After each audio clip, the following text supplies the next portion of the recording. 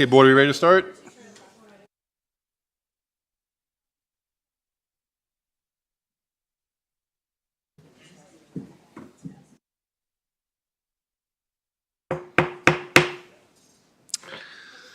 All right, do I have a motion to return to open session?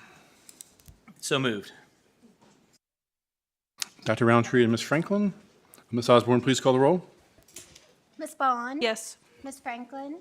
Yes. Dr. Gitchery? Yes. Ms. Parton? Yes. Ms. Purcell? Yes. Dr. Roundtree? Yes. Mr. Hudson? Yes, 7 in favor. motion carries. Do I have a motion to certify closed session that to the best of each member's knowledge, only public business matters lawfully exempted from open meeting requirements by Virginia law were discussed in the closed meeting to which the certification applies, and only such public business matters as were identified in the motion convening the closed meeting were heard, discussed, or considered. So moved. Dr. Roundtree and Ms. Bond. Ms. Osborne, please call the roll. Ms. Bond? Yes. Ms. Franklin? Yes. Dr. Gitchery? Yes. Ms. Parton? Yes. Ms. Purcell? Yes. Dr. Roundtree? Yes. Mr. Hudson? Yes, 7 in favor. motion carries. Do I have a motion for no further discipline for student A? So moved. Ms. Franklin and Ms. Bond? Any discussion? Ms. Osborne, please call the roll. Ms. Bond? Yes. Ms. Franklin? Yes. Dr. Gitchery? Yes. Ms. Parton? Yes. Ms. Purcell? Yes. Dr. Roundtree? Yes. Mr. Hudson? Yes, 7 in favor. motion carries. Do I have a motion for no further discipline for student B? So moved. Second. Ms. Purcell and Dr. Gitchery, any discussion? Ms. Osborne, please call the roll. Ms. Bond? Yes. Ms. Franklin? Yes. Dr. Gitchery? Yes. Ms. Parton? Yes. Ms. Purcell? Yes. Dr. Roundtree? Yes. Mr. Hudson? Yes, 7 in favor. motion carries. Do I have a motion to exempt application 1 from compulsory attendance due to religious exemption in Montgomery County Public Schools? So moved. Second. Ms. Parton and Dr. Gitchery, any discussion? Ms. Osborne, please call the roll. Ms. Bond? Yes. Ms. Franklin? No. Dr. Gitchery? Yes. Ms. Parton? Yes. Ms. Purcell? Yes. Dr. Roundtree? No. Mr. Hudson? Yes, 5 in favor, 2 opposed. motion carries. And do I have a motion to approve the personnel report as presented? So moved. Second. Dr. Roundtree and Ms. Purcell, any discussion? Ms. Osborne, please call the roll. Ms. Bond? Yes. Ms. Franklin? Dr. Gitchery? Yes. Ms. Parton? Ms. Purcell? Yes. Dr. Roundtree? Yes. Mr. Hudson? Yes, 6 in favor, 1 opposed. motion carries. All right, next up, our student representatives tonight are Laura Altizer from Auburn High School and Olivia McNulty from Blacksburg High School. Will you please read our mission and belief statements? MCPS is an innovative educational community. We value diversity and we are committed to equity and inclusion. MCPS empowers learners to realize success in an ever-changing global society through collaboration with communities, families, staff, and students. MCPS provides a safe, engaging learning environment and intentional exposure to positive social, emotional, and academic experiences. 1. All students can learn in order to pursue their dreams. 2. Schools are safe places of joy, wonder, and creativity. 3. Every person deserves to be loved, valued, and respected. 4. Kindness is an essential skill of a responsible, productive community member. And 5. The diversity of our community is one of our greatest strengths. 6, all people deserve equitable access to opportunities and resources. 7, every child deserves an advocate. 8, honoring the voices of students and other stakeholders strengthens the school community. 9, open communication and feedback are vital to our growth. 10, learning and teaching are collective efforts that begin at birth and involve the entire community. And 11, relationship building and high expectations are foundational to student success. Great, thank you both. Our next agenda item is public address. We welcome the opportunity to hear from students, parents, employees, and community members about education matters in this community. As a reminder, the board sets aside 30 minutes to start our public address. We have the option to extend in 30-minute increments, which Ms. Osborne will remind us of. If there are additional speakers after 90 minutes, the board will continue with their business meeting and hold one additional 30-minute session at the end of the business meeting. The clock continues for applause and disruptions. The more disruptions there are, the fewer speakers we get to address the board. I'll call each speaker up by name in the order that they signed up. Each speaker will have 3 minutes to address the board. The board does not respond to speakers during public address. The screens will show when the speaker has 30 seconds remaining and when their time is up. Please state your name and the area of the county you live in. And our first speaker tonight is John Cromer.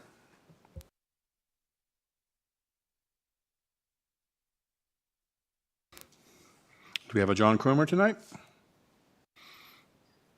All right. And that is the only person signed up. So with that, a public address is closed.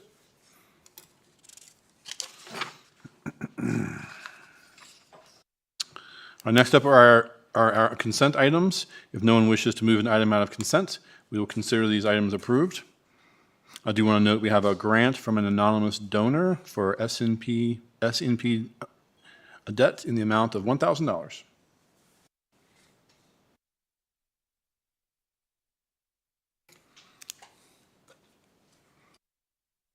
Okay. Do I have a motion to acknowledge receipt of the financial summary report for September?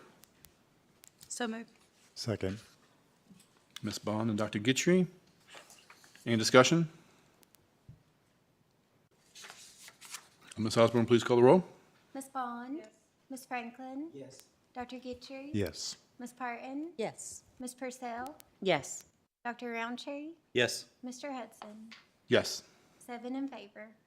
Motion carries. And do I have a motion to approve the payment of bills as presented? So moved. Second. Ms. Bond and Ms. Purcell. Any discussion? Ms. Osborne, please call the roll. Ms. Bond? Yes. Ms. Franklin? Yes. Dr. Gitry? Yes. Ms. Parton? Ms. Purcell? Yes. Dr. Roundtree? Yes. Mr. Hudson? Yes. 7 in favor. Motion carries. And that quickly takes us into our business meeting. We'll start with a report from the superintendent. Good evening. During our last board meeting, I shared that we are still waiting on final accreditation and accountability results from the Virginia Department of Education. Last Thursday, the Department of Education shared that they have contracted with a third party to independently validate school performance and support framework accountability. The data and the outcomes for each school and division. So they believe that this added step promotes transparency and reinforces confidence and trust in the final framework outcomes. Once this independent validation is complete, the final division and school summary reports will be released to school divisions. So we plan to bring a presentation on our results to the board in November. Last Thursday was a teacher workday, and many teachers took advantage of that time to work on planning and grading, and others participated in some of the professional development that was offered. There were sessions offered for a multitude of things, from preschool literacy to science to world language sessions. I just wanted to emphasize how valuable that day was to our teachers. This Friday is report card day. And we've had an excellent 9 weeks, and as always, we want to encourage our parents to talk with teachers, work together as a team, and to ensure that students are making positive gains. Tonight, if you get home in time, turn on WDBJ7 to see some of our students in action. Today, students from Christiansburg High School attended the Montgomery County Teen First Responder Academy. Students got hands-on experience in putting out fires and seeing firefighters work. This experience highlighted the importance of first responders and helped showcase potential career paths for our students. And finally, This is National Principals Month. I would encourage everyone to take the time to let principals and assistant principals know how much they are appreciated. We have a strong group of leaders who work diligently to make sure that we have excellent schools, and we certainly want to take the time to celebrate them this month. Thank you. Great, thank you. Board, any questions or comments? Okay, great. Then next up, we'll get our superintendent search update. Our special guests tonight, we have Dr. Kevin Kastner and Dr. Wayne Harris with BWP and Associates. They'll present an update to the board about the superintendent search process.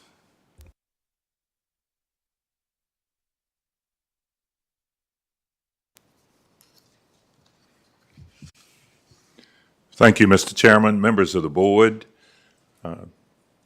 Dr. Graham. Dr. Kastner and I are pleased to be back before you and to present tonight the result of the community engagement, which was held on October 8 and October 9. I would begin by saying to you that there was outstanding response to the questions that we ask. You have in front of you now a hard copy of the entire report. This report includes all of the data that Dr. Kastner and I will share with you as a result of the 2 days of meetings that we held, opportunities for all members of the community to speak with us, including a large number of students. The community engagement objectives include building community understanding and support of the superintendent search. It's important to this community, and overall, it is one of the 3 parts of the triangle of success that will allow Montgomery County Public Schools students to be prepared for success. Second objective is to ensure the broadest possible community participation in the superintendent search. And in fact, there was broad participation, which I'll share with you in just a moment. The community engagement data came from over 240 participants, including school board members, staff, students, parents, and the members of throughout this community. There were 30 stakeholder meetings and 4 public forums, one held each of the 4 high schools. Dr. Kastner was at Blacksburg High School and Christiansburg High School for the forum. I was present at Auburn High School and Eastern Montgomery. The superintendent search survey involved 2,519 responses in English from participants, including 1,400 students. And Dr. Kastner will talk to you about the responses, those prominent responses, and the consistency of what we heard both from the survey, and I will talk about the responses from on the qualitative side. There were 3 questions that we posed as we met in each of our meetings and the public forum. We met and we posed these 3 questions and recorded the responses, which are all included in the hard copy that you have in the appendices in the back. The first question: what are the strengths of Montgomery County schools? What are the things that are going well? What are those things that are promoting the success and well-being of students and demonstrating support for staff? Those things that we need to continue, strengths. Second question that we posed: what are the greatest challenges, issues, and concerns facing Montgomery County Public Schools? What are the challenges that the next superintendent will need to address in order to move forward into the future? And finally, the essence of what we wanted to know is what are the qualities, experiences, characteristics, leadership attributes that the next superintendent needs to possess and demonstrate in order to demonstrate that they are the best match and fit to lead forward into the future. At this time, Dr. Kastner is going to come forward and he will walk through with you the results of the survey. We'll also relate that to the meetings that we held, and I'll come back and talk specifically about the answers to the three questions: strengths, challenges, qualities, characteristics, and experiences.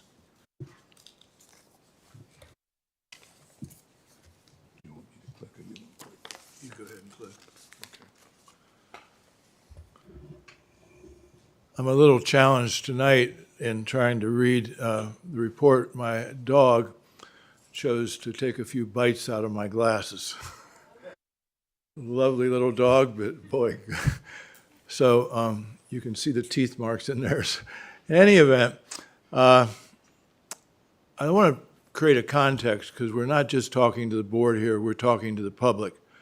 As promised, there were two goals the board had. One was the fact that you wanted to have the opportunity for any members of your community to participate in giving feedback, even through the surveys, through the forums, or some of the individual 30 groups that we had with stakeholders. The second thing, you wanted to see transparency. What you have in this booklet is now public record. And as we're going to explain how this booklet is put together, this information will end up on your website. And if we've missed anything or we've misrepresented anything, we would hope that members of your public would share that with you. Same thing with you as board members. Our intent is not for that to happen, but this is a process that we think goes beyond just the opportunity that we had to be with your community for 2 days and having interviews with each of the board members. We would hope that the people that participated in this process will continue to talk with school board members up to the point when you start your interviews, which will be the first week of December. So we encourage that. And then at the same time, when you hire a superintendent, that these people will help them as they're getting into their entry into the community with the board and the superintendent together. When you look at the booklet itself, the way it's organized is you're going to find that there is quantitative data, which is the data from the surveys and the over 2,500 responses. And there's qualitative data that is in Appendix A.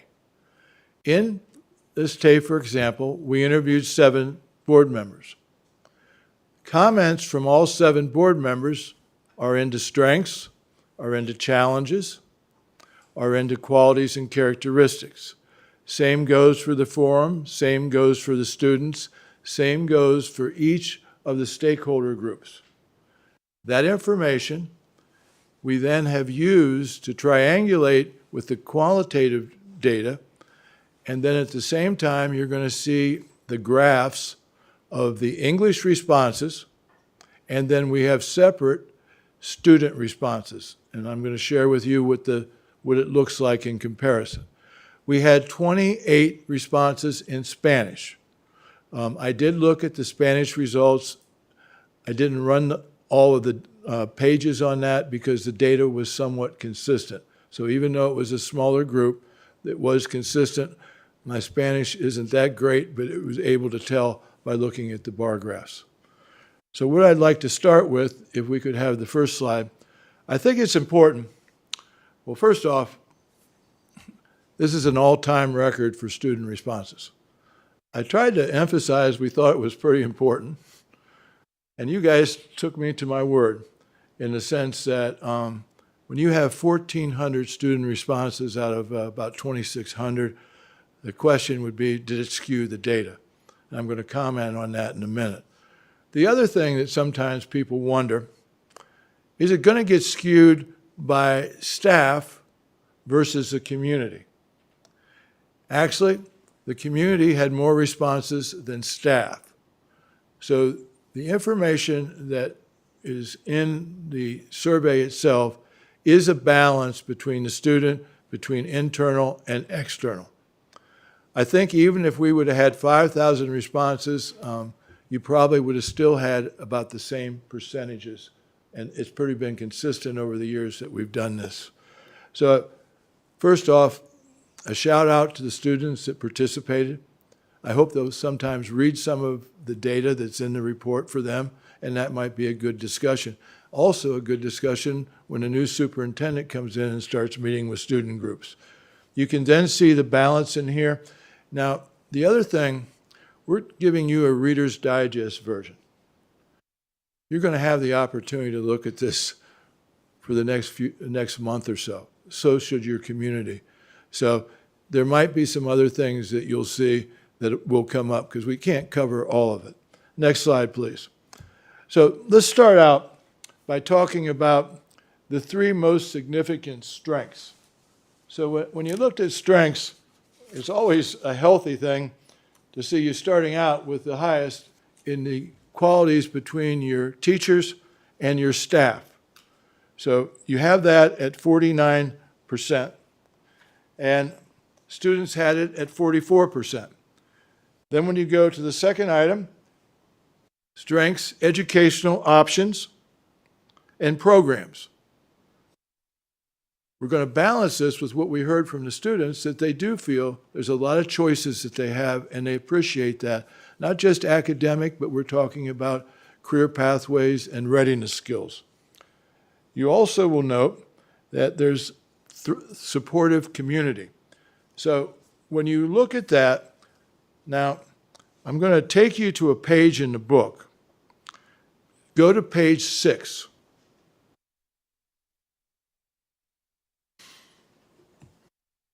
Everybody on page 6? Now, all of a sudden, teachers and staff, 49%. From the qualitative data, when you go to Appendix A, all of a sudden we see repeating highlights. And so when you notice excellent teachers and staff, you're going to see the consistent responses that we had, accepting all students, excellent faculty, student relationships, strong leadership team. People care about the students. So then you see that balance. Then you go to educational options. You see a percentage, but what does the percentage mean? Engaging learning environment, variety of opportunities, emphasis on student learning, programs like dual enrollment, AP, robotics, CTE, regional, extracurricular, sports, many career pathways, emphasis on providing programs for all students. Then you go to supportive community. What were people saying? Strong support, strong partnerships, Virginia Tech, Radford, New River, ACE program, collaboration with the business community. All that fits in. And then there's some that don't quite fit. So we have additional comments. Great students. Collective bargaining is working. Diverse community. Strong strategic plan. Good reputation. One of the most important ones, and we got this from each student group, students feel safe in your schools. So when you look at that, and you can think of also people are going to be considering to apply, when you see this type of strength, it certainly is a plus that people see a lot of great things that are already here in this district. Next slide, please. Well, I should have slipped to this one before, but but you can see what you can see the balance there, the percentages, and then you see the other on the strengths. Next slide, please. So let's see if I can get this one a little bit better. So now we're talking about the concerns. And the idea is you want people to be able to feel comfortable saying what's on their mind, and frankly, I think they did. Next slide, please. So here's what we found out. And significantly, student mental health came out very high, and the students had it at 55%. Now, what does that mean? Certainly, because they feel safe in the schools, it just seems to be on their mind that they're concerned about all their other students. I think it's a positive thing, but I also think, Dr. Graham, even as you have further conversations, you might ask maybe what staff think about it, what your principals think about it, but because it's such a significant number, I'm not sure that we had as much information that we got from our meetings, but I think it's something you need to look at. Now, again, if we go to page 7, you can see when we have funding. So what do you talk about funding? What's the issue? Adequate compensation to compete. When we did the operational staff, there's a lot of positions that aren't filled. And the reason, the competition out there is paying more, and so they have vacancies, and that's why a lot of your mechanics are driving buses. That wasn't the intention. But the issue is, and it's not new to this district, we hear this many places, you can see what they mean when they get into it. They talk about impact of federal and state funding. They talk about the importance of attracting and retaining teachers. They talked about the issue of, in some cases, split positions. They talk about loss of principals. So you see a number, 35%. Well, what were people talking about? So then we go to the appendices, and that's what we hear. Educational options and programs, you can see comes in at 23.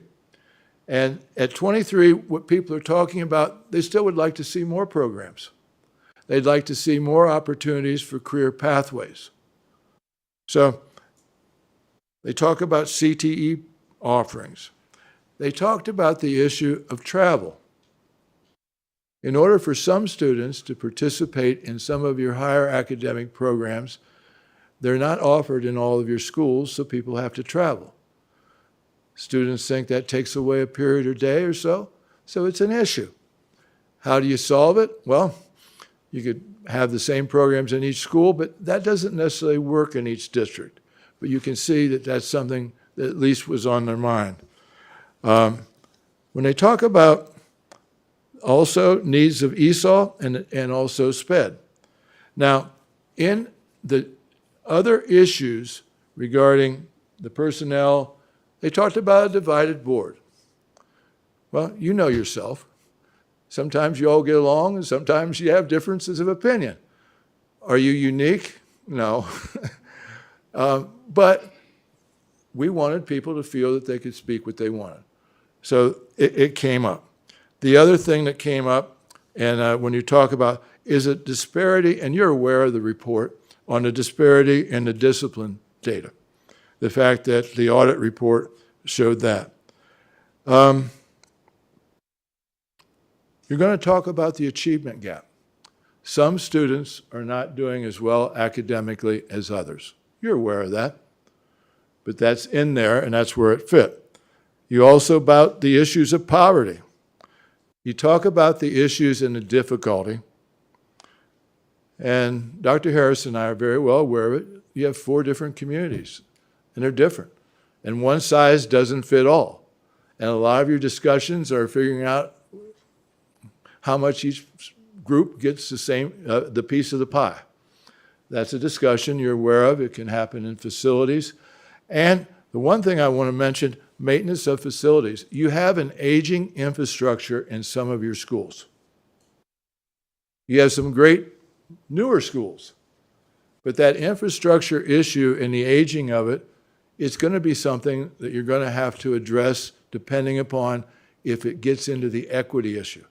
It's not like Columbus, Ohio, where 50% of the schools aren't air conditioned. That's the facility issue. Same thing in Richmond at one time. So you don't have that severe, but the issue of whether you have leaky roofs or things like that, that's an issue. Other issue that came up is your Wi-Fi. There are certain areas of the county where students and their families don't have access to Wi-Fi. That's an equity issue. It's an issue that isn't just one for the school system, it's for the county government. That's why when you have this opportunity for people to give their say in, you have to see, is there something here that we want to keep doing better at as it comes out? There's something else that I thought came up, and I think we have to balance this. And we didn't hear this often, but when we did hear it, we thought it was important. We at least made a statement. There's an understanding, it's the understanding that the DEI focus is not representative of some segments of your community.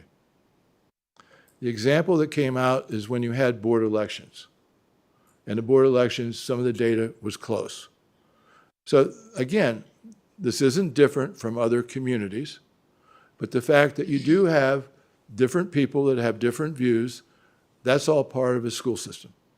It's all something that you as a board work with, but it's also something, as you're hiring a new superintendent, you want to know of their ability to bring diverse groups together and trying to do the best they can with the consensus of the board and the community.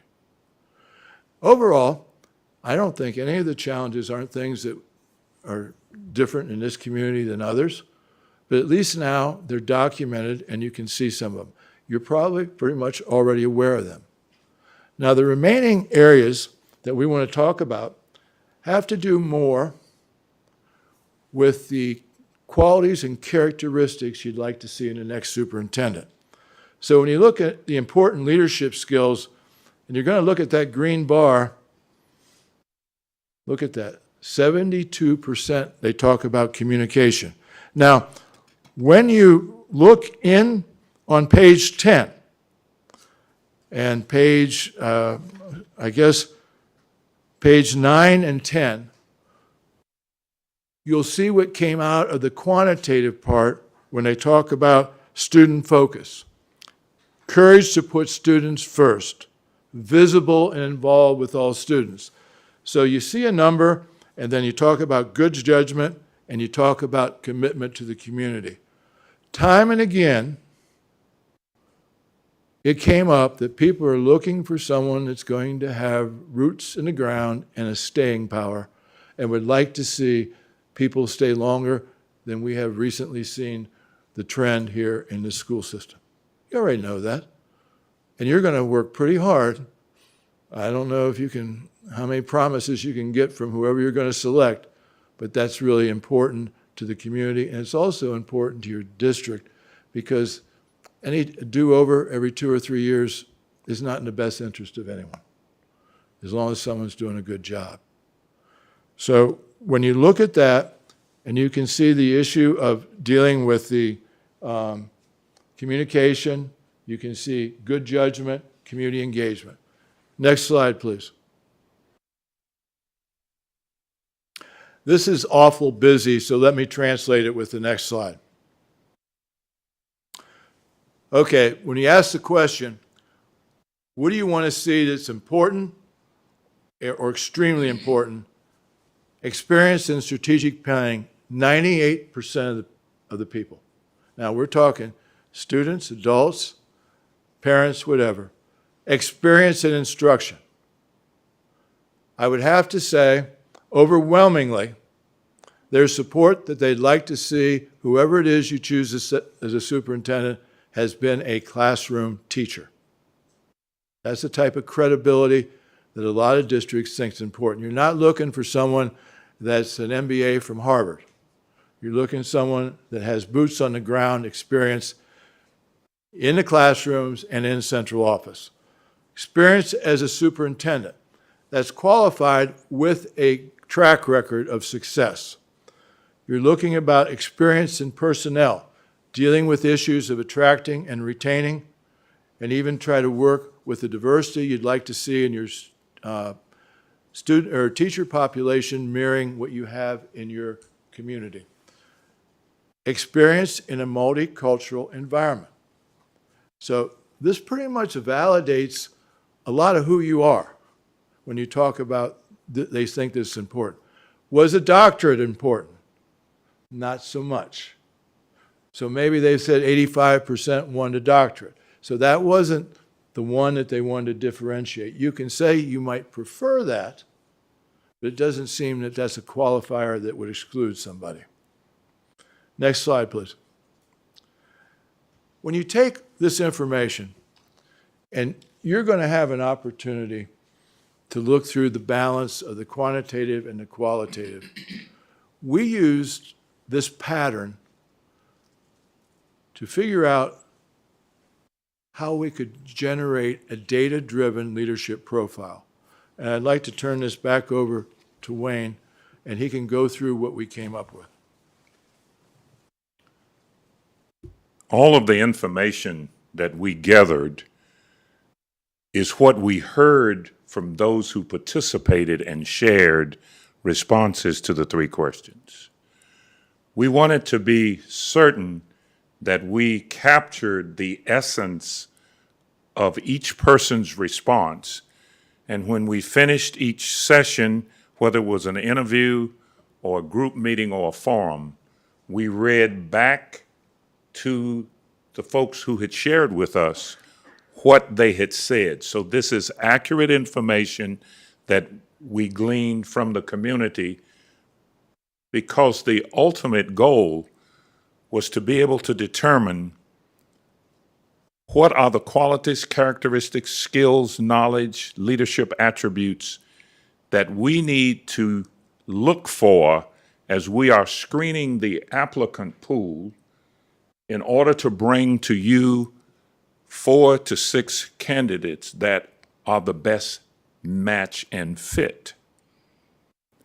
That is the reason for creating the leadership profile. And you will see on the screen there that the foundation for that is what I just said. The one-on-one interviews with the board members, the focus groups that included a critical mass of individuals from across the community, and the online survey.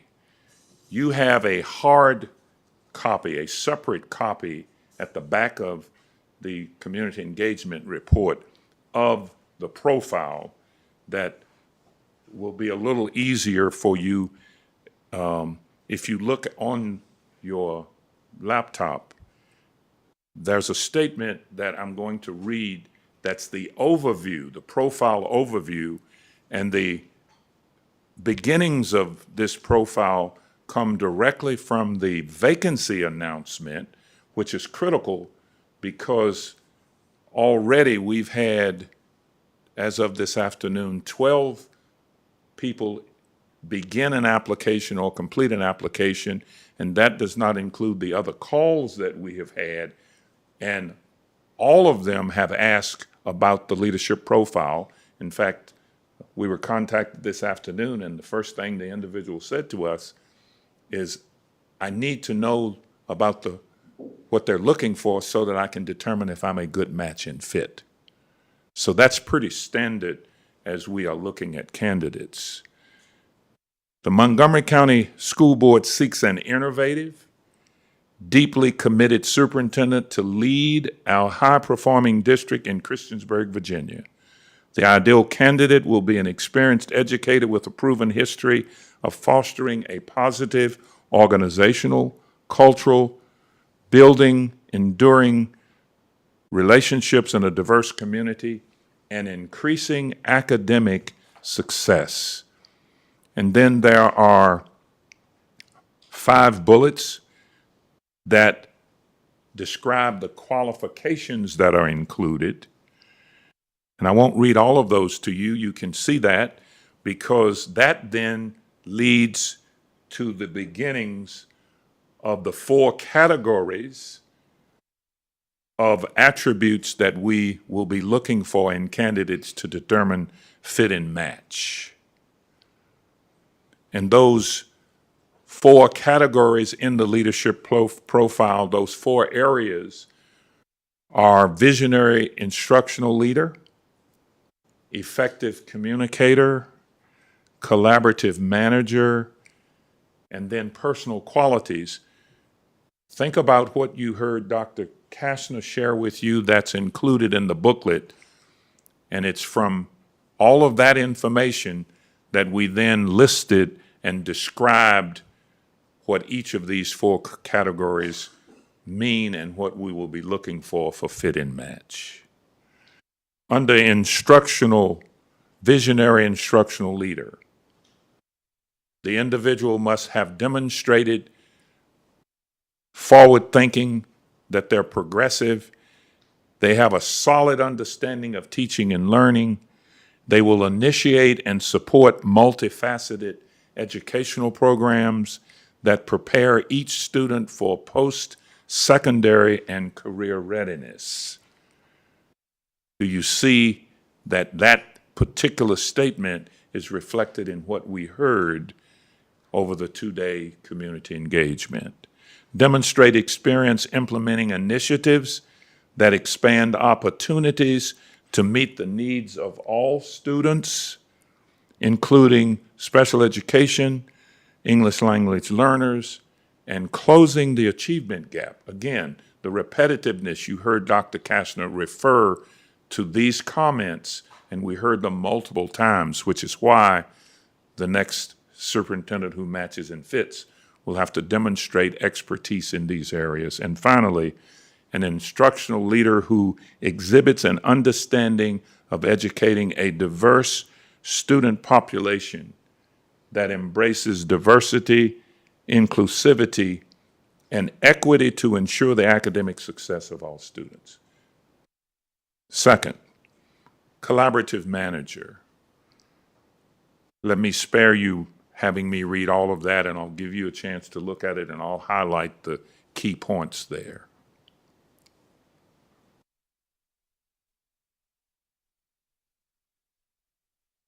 Forward-thinking leader, strong decision-making skills.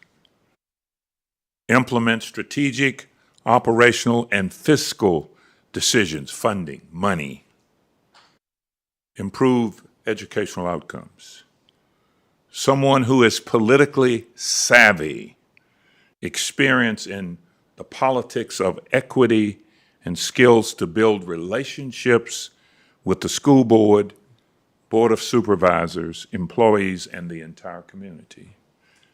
And finally, and you saw this one was at the top of the list, someone who is adept and successful with strategic planning.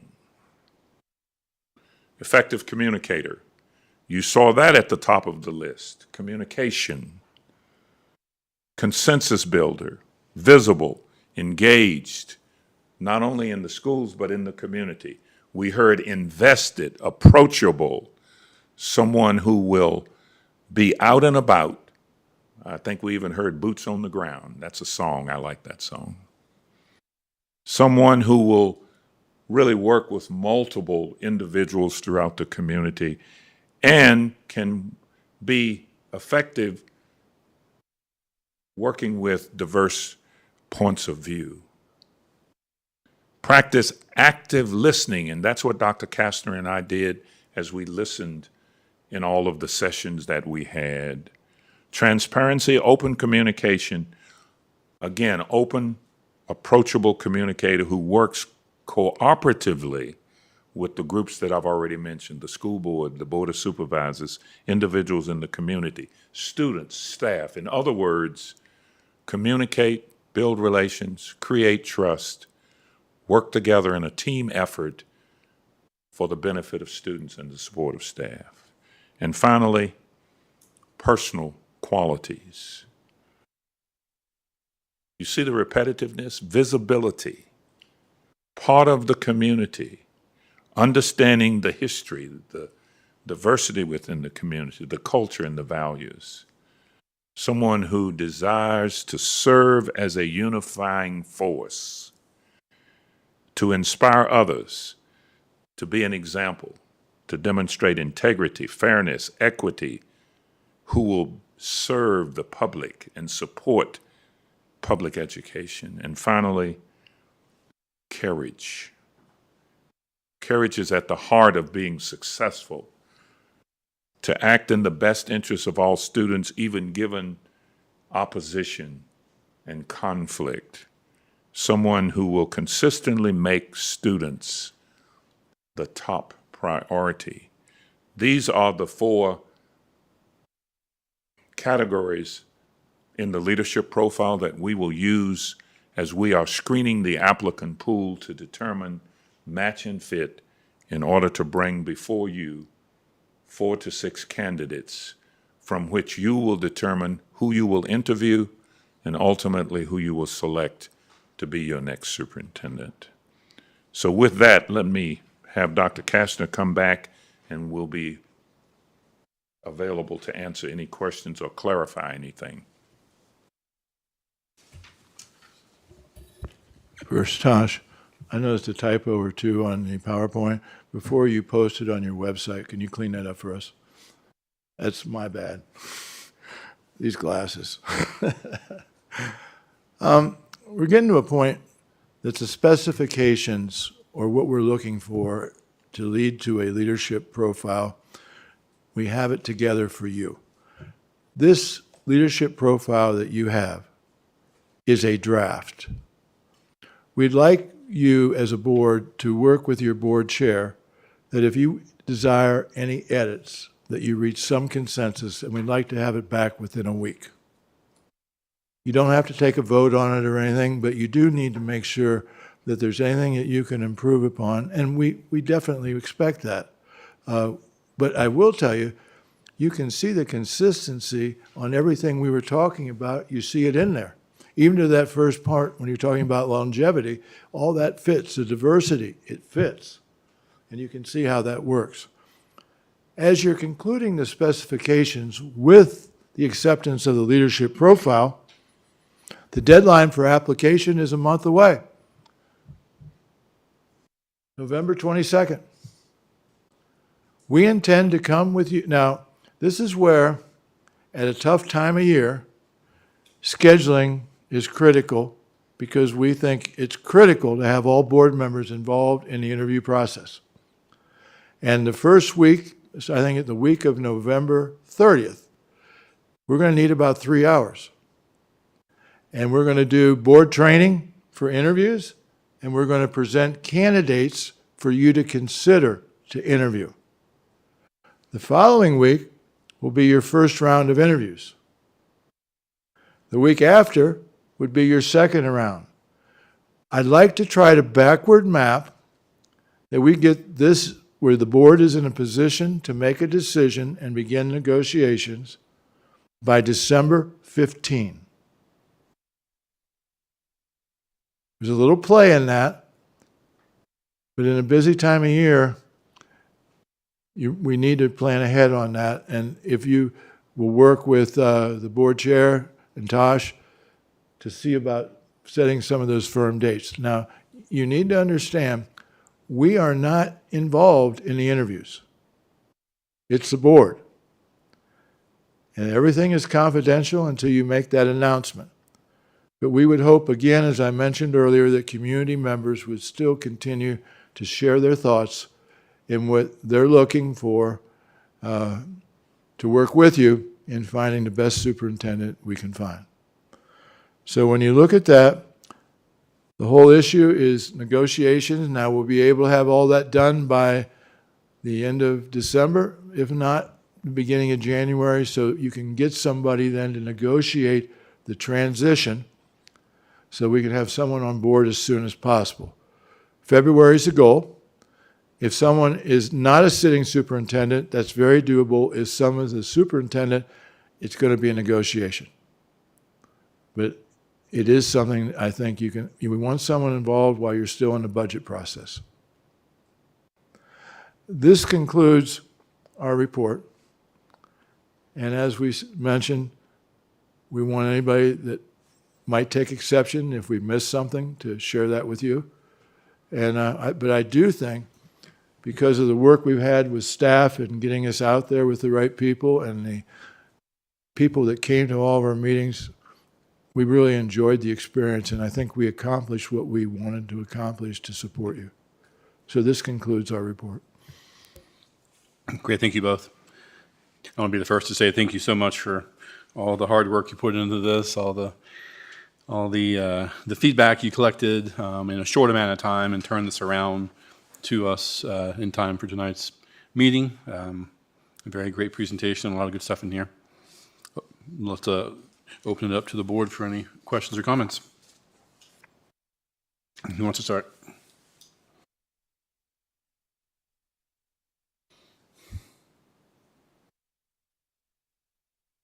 Mr. Chairman, I did note when we were sharing, Dr. Kastner was sharing about the courses and the students' response about problems with travel time from one school to the other.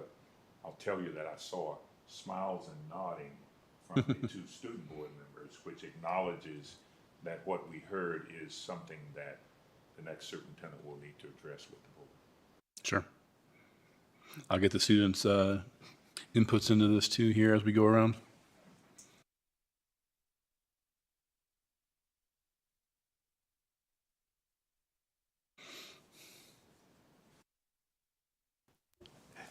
Thank you, gentlemen, as well for the report. So the slides that you prepared this evening will go into board docs after it gets cleaned up. They'll be available to the community because there are a couple of the, like on slide 13, I don't see that in the report, so I was trying to compare the two. Is there information? Is that what I'm seeing on slide 13 is just represented a different form in the full report? Because I can't, it's small, so I can't read the It's text. consistent. Okay, It's consistent. Because a couple of these things were more in additional comments, they didn't come into percentages, but they seem to be representative of what we heard in that area. okay, thank you. So I'm looking at the draft leadership profile, and a couple things stood out to me. I mean, one is that the first thing you mentioned is the candidate desires, intends to serve the school district and the community for an extended tenure. I don't disagree with the benefit of that, but when I look at the information that you just presented, it didn't seem like that was the number one item that people are really looking for across the We did different not groups. intend to prioritize. However, if the board wants to make emphasis by prioritizing, that's your call.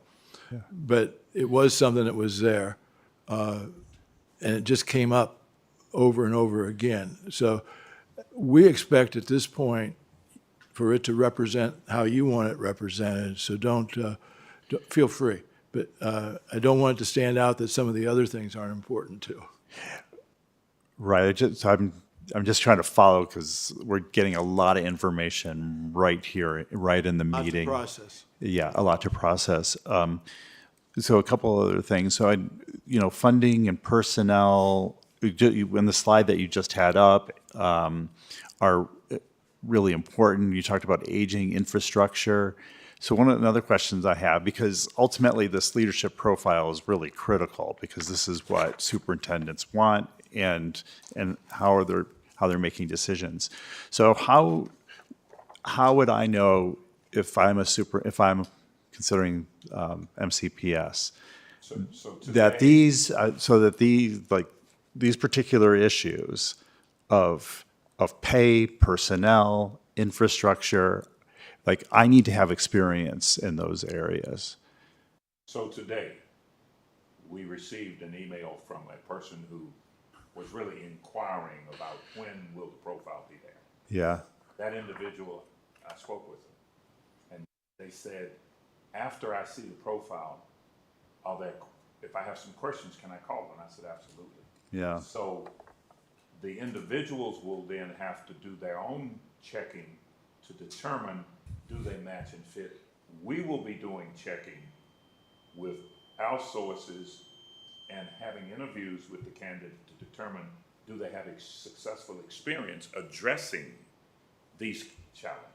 And that's how we determine matching fit. Okay, great, because I can see in the bullet points for different areas how they map on, but there's also significant input that you got that I don't necessarily see in the profile, and so I know that we're going to provide some input, but I'm just thinking, I mean, there are some significant areas that were identified in the community forums and the surveys that I don't necessarily see in the profile.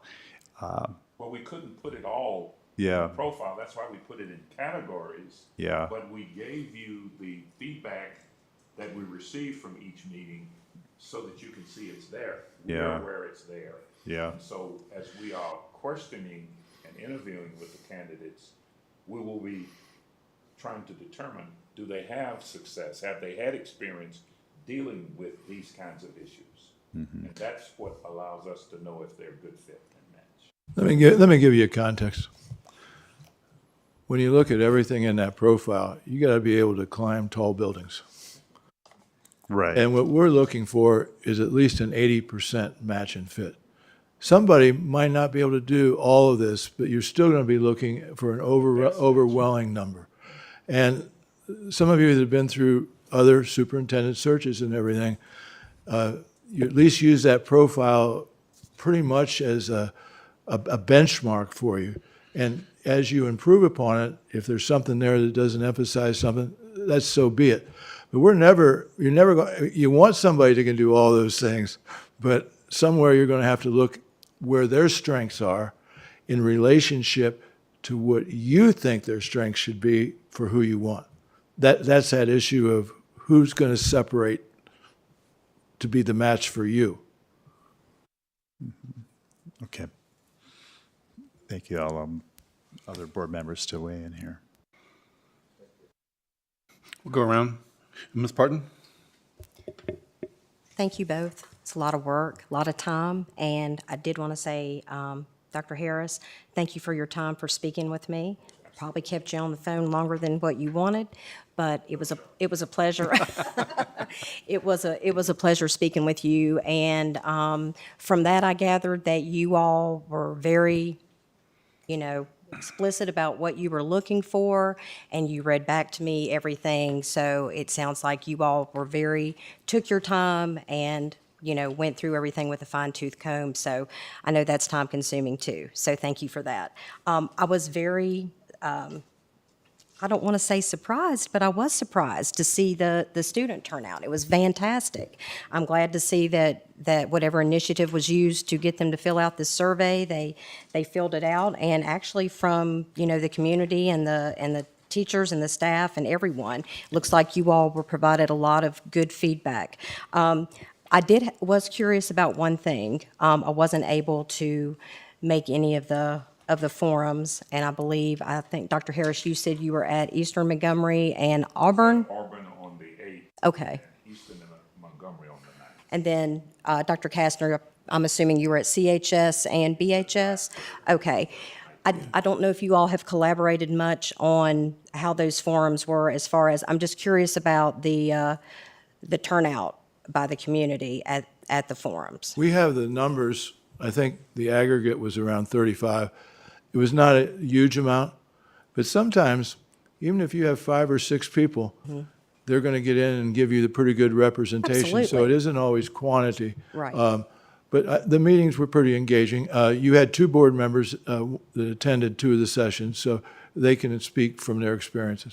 Okay. Well, I just wanted to thank you because I know the forums were time-consuming for you all as well, and I know collectively as a board, we wanted to make sure we gave opportunities at different times for all community members, no matter what, if it was a teacher, if it was a parent, or whatever, to be able to come and speak. So thank you all for that and all of your hard work. There were 2 major events each night. I think it's purple volleyball, pink.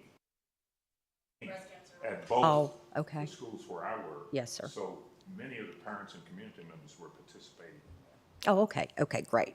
Thank you. Ms. Vaughn?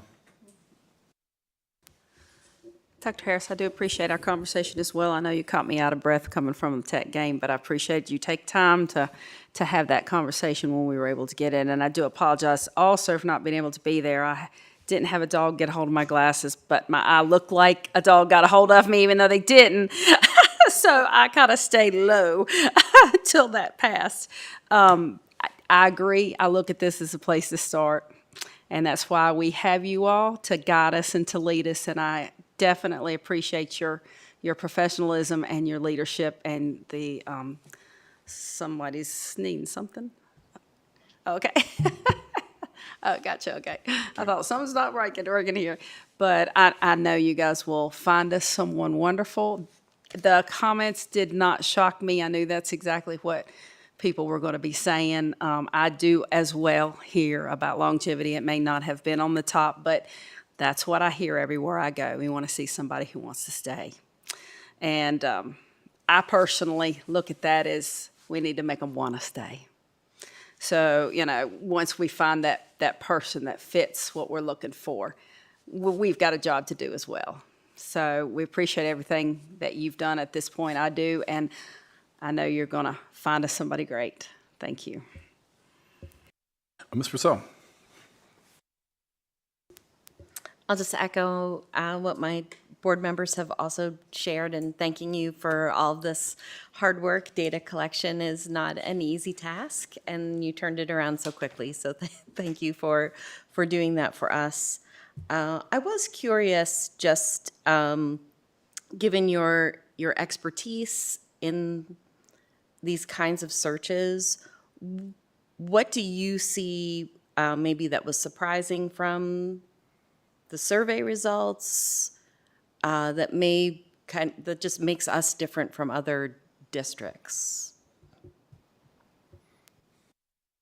Well, I thought that the student mental health was a statement that was consistent between your community and also your students. However, we didn't hear a lot of responses to describe what that means. I think it's something you need to look at. We also heard, though, your students feel safe. So we're not, and to me, that's pretty important. But I think that was a little bit of a surprise. But the whole issue that everybody recognizes that you have a diverse community, you have diverse needs, and they're very clear. One size fits all is not the approach that's going to work here. So a lot of that was pretty consistent. And with the time I spent here, there really weren't any real surprises, so to speak. But I thought the reception in itself of all the people that came out and those that participate is going to help create some momentum. And that's one of the things that you want this process to do. So the idea is capture momentum, hire a great person, and then get on.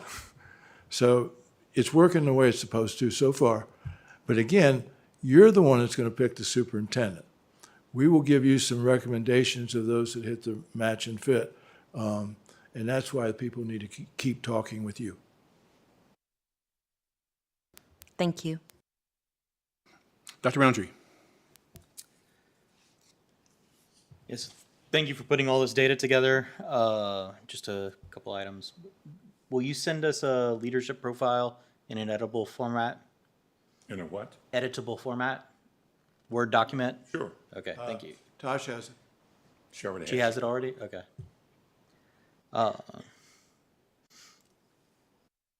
Yeah, I think that's actually everything. I had a couple edits on there, but I'll make those and send them to y'all. Ms. Franklin. Tosh, if you could email the board members in Word.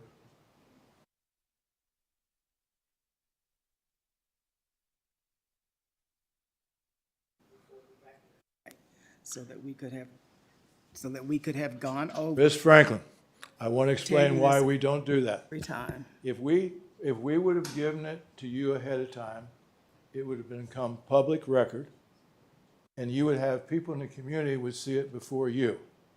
So that's the downside of that happening, and if all of a sudden someone comes up and they've read it because they had more time than board members, we didn't want things to get ahead of you seeing it first. So it's a trade-off, but that was the reason.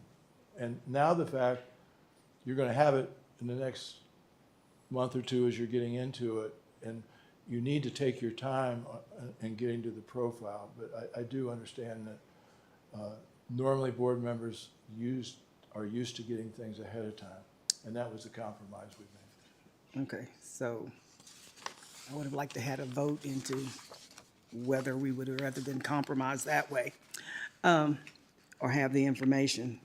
Part of the transparency is everybody's gonna see it anyway. So,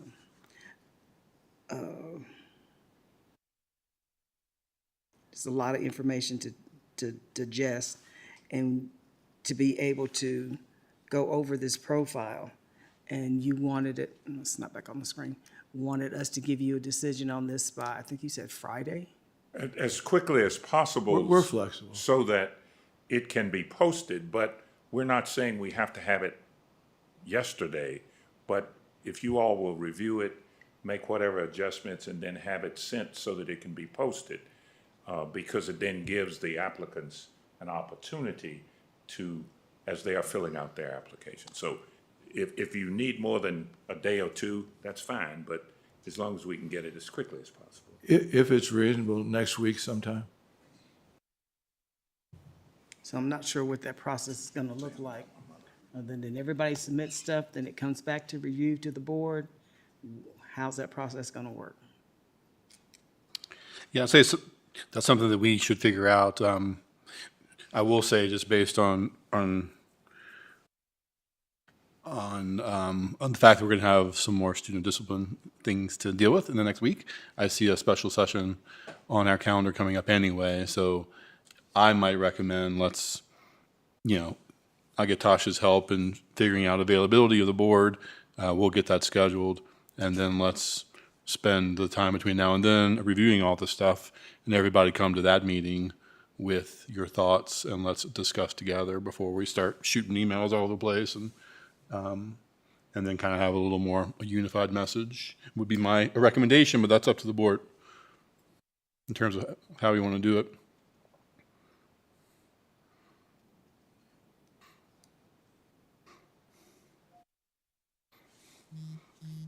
We'll see if the students have any comments that they would like to share as a part of this discussion. One thing I'm kind of curious about is with the challenges, issues, concerns, do you have access to the distribution of if students said which challenge they listed, or if parents did it especially? I'm really curious about the educational opportunities and programs one, and seeing if that was something acknowledged by students, because as a student from Auburn, I find that really important in the community. Also, if you have access to which region that person came from and who said that, Well, we didn't separate it by schools, but now that you have that information, perhaps among your other students, if you see something was missed, or even if you have a student government group, have them review it, and maybe even to the point of testify for the board, they'd like to add some more details. But that's a good part of the process that you can consider.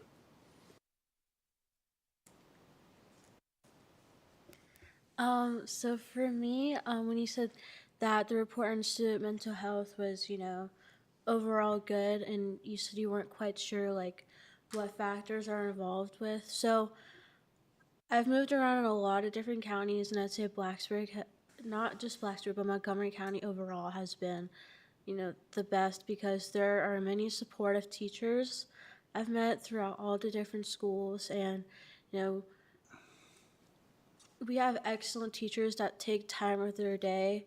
Even if they have children at home or children that play sports, they stay after school to help students, with their grades, with extra tutoring. There's so many opportunities, to join the National Honor Society or to get tutoring from them. And I feel like grades is a huge stressor on mental health. Another thing is, not sure if the other school do this, but I know Blacksburg has you're allowed to 2 mental health days per quarter, just to help you relax, rewind, and reset.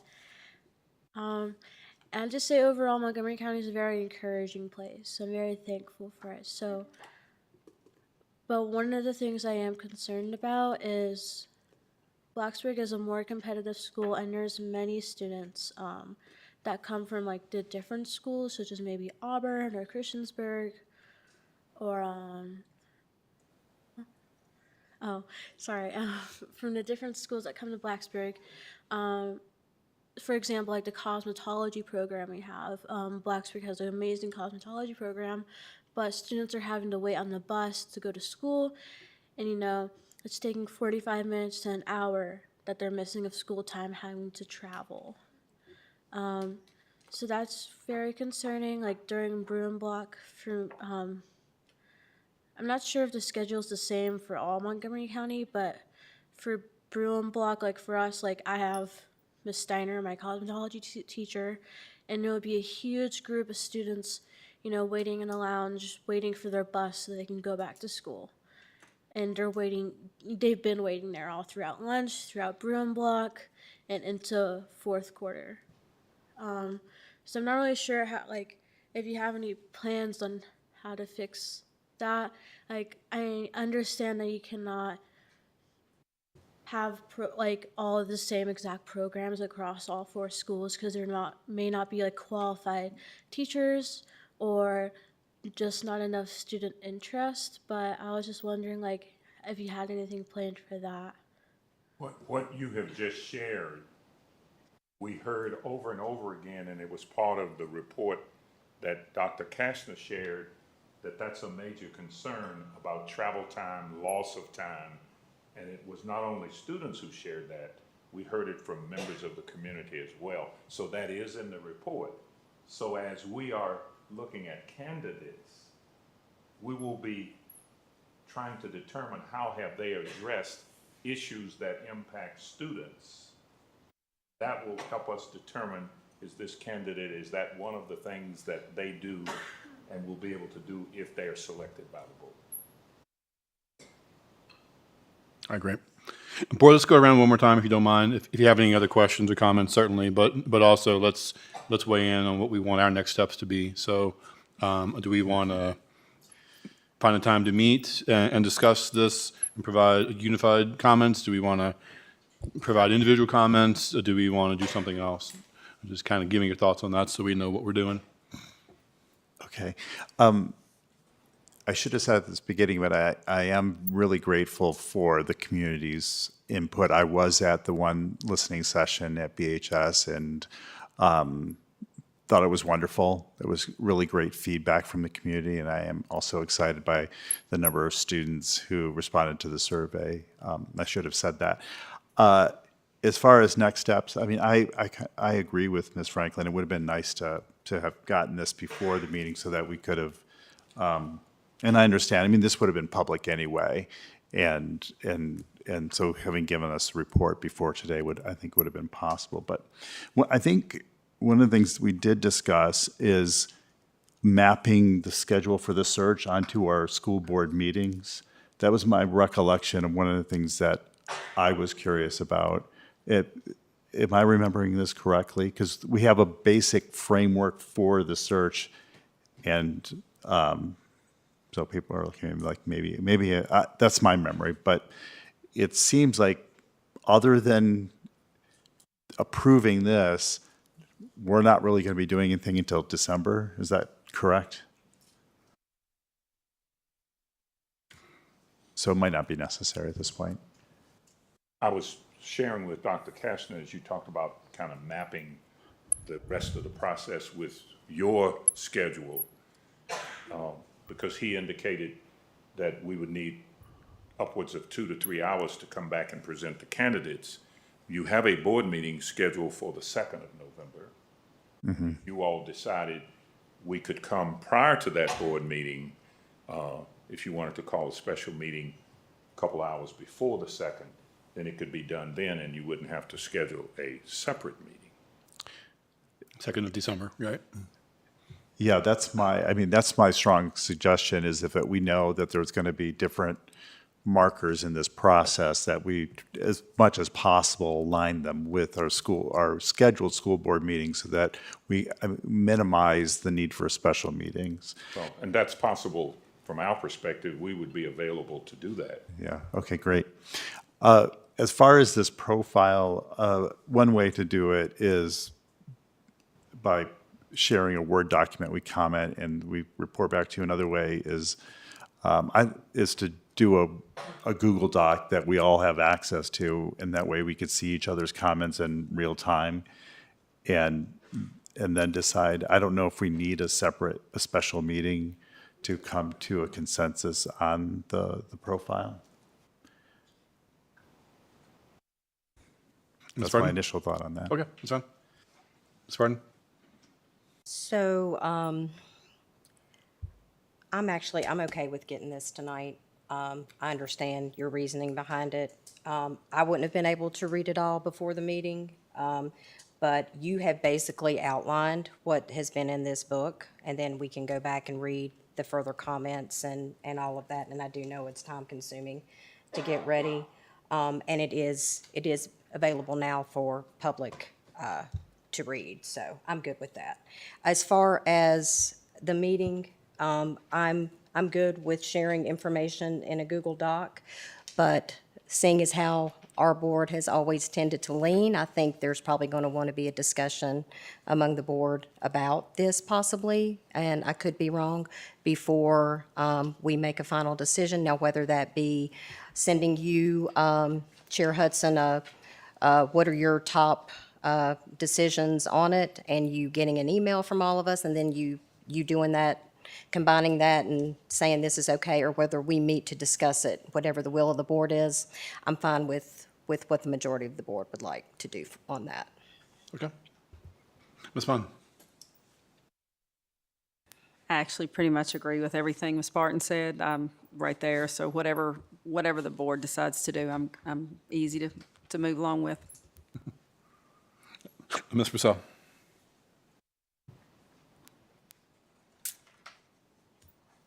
If we can reach consensus offline with edits before a special meeting, but I'm also, given that we will likely be meeting next week and kind of fall within the timeline that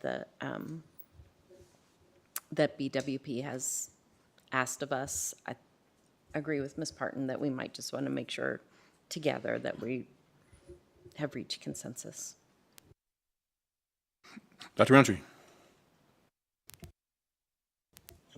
Yeah, so first, thanks to all the community. And one thing to highlight for our teachers and our students, the students of MCPS list that they have great support from teachers and great teachers. And our staff say that they have great students. So it's nice that that it's reciprocal. I think the Google Doc option is a great option. I think you may know the answer. For FOIA purposes, we can edit it, but if we're all participating in it, then it has to be publicly available while we're editing it. Only if there's a request. If there's a request, I mean, it's going to be a permanent document with our edits in there, so we wouldn't want to delete our comments. But if it's sent as a Word document to all of us and we put comments on that, there's no difference in terms of FOIA. We would still have to provide all of it. Right. So I don't think in terms of the format, that's really going to make any significant difference. Now, if it's just commenting on the document itself, that's a really good question. I'm thinking through that now. Yeah, it'd be good if we do happen to go that route to make sure that we have the clerk track Oh, yes. the document and keep all of there has to be some way to export all of the track changes to it, because there's revision history associated with it. I just don't know how to do it off the top of my head. Yeah, that's a really good question. Yeah. That's a really good question. I don't know what the lawyer would say about that. If we do it via email, then there's a clear tracking of it because it's that our emails don't get deleted. And then have the, Yeah, that's a really good question, because if we're commenting, that might be construed as a meeting. correct. Maybe that won't work. Yep. Ms. Franklin? Okay, so for me, we need to have a meeting to discuss this.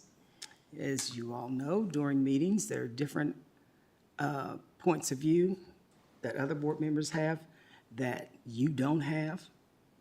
And it may sway you from what you may have written in a document. And I'm just going to tell you, I have asked the question of the board attorney several times about board members talking among each other on emails. Even if we're not responding as a group, there is still, for me, a lack of interaction as board members. So something goes out on paper, but yet you can't really have that interaction, or why would you think this, or I agree with you, but I would like to see this also. That's an interaction that we are losing as a board, quite frankly. And we might call it coming to consensus, but in my opinion, we're still voting on moving things forward or not moving things forward, and we should be having a discussion about that and not electronically.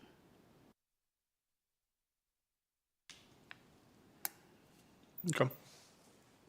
Yeah, I think I get the sense, and I'm in agreement that I think that, we spend the time between now and when we get our next meeting scheduled, which we'll check calendars and find availability. Everybody reviewing this, work on your comments. We'll figure out the right legal way to do that.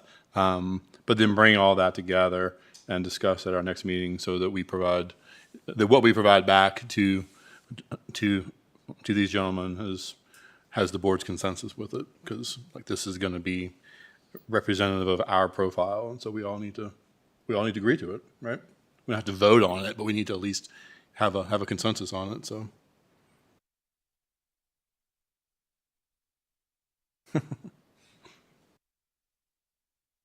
Okay, great. I think we have good marching orders on that. Any other comments, questions before we let these gentlemen go? Sounds like the rain has subsided a little bit, so hopefully you don't need an umbrella to get home. Thank you all. Thank you very much. Thank you.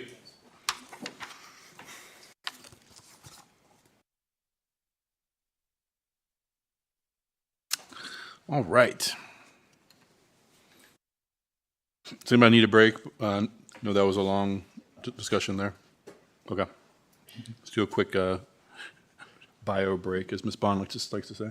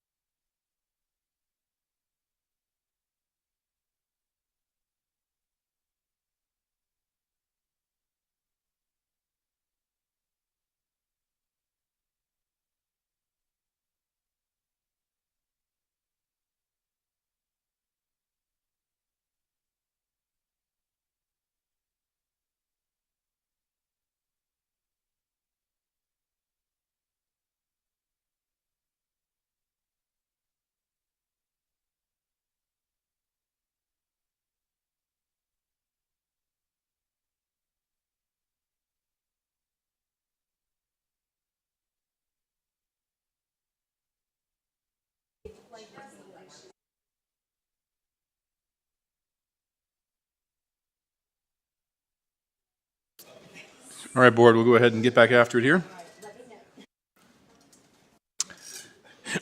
Next up, Katie Seidemann, our MCEA president, will present an update from the Montgomery County Education Association.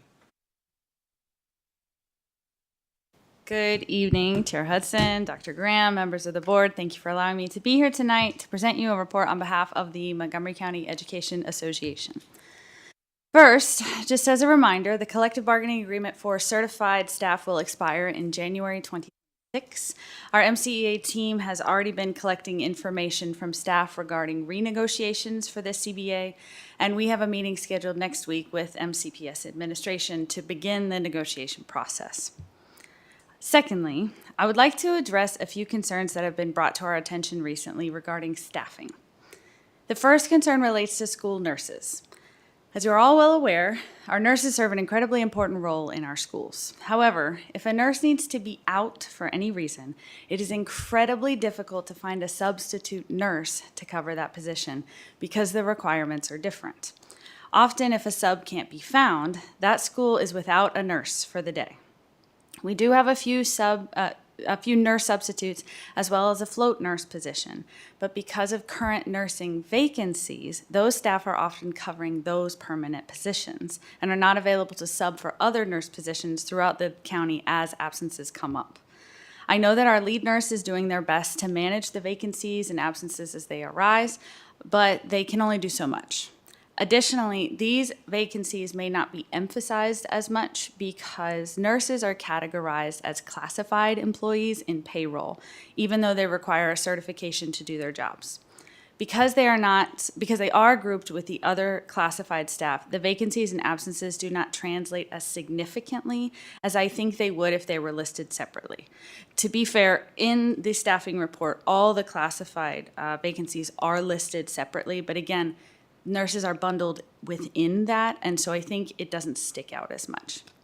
This past spring, we found a lot of success in decreasing the number of vacancies for our speech-language pathologists due to creative and purposeful ideas from the MCEA and the MCPS administration, so I'd like to see if a similar solution can be found here.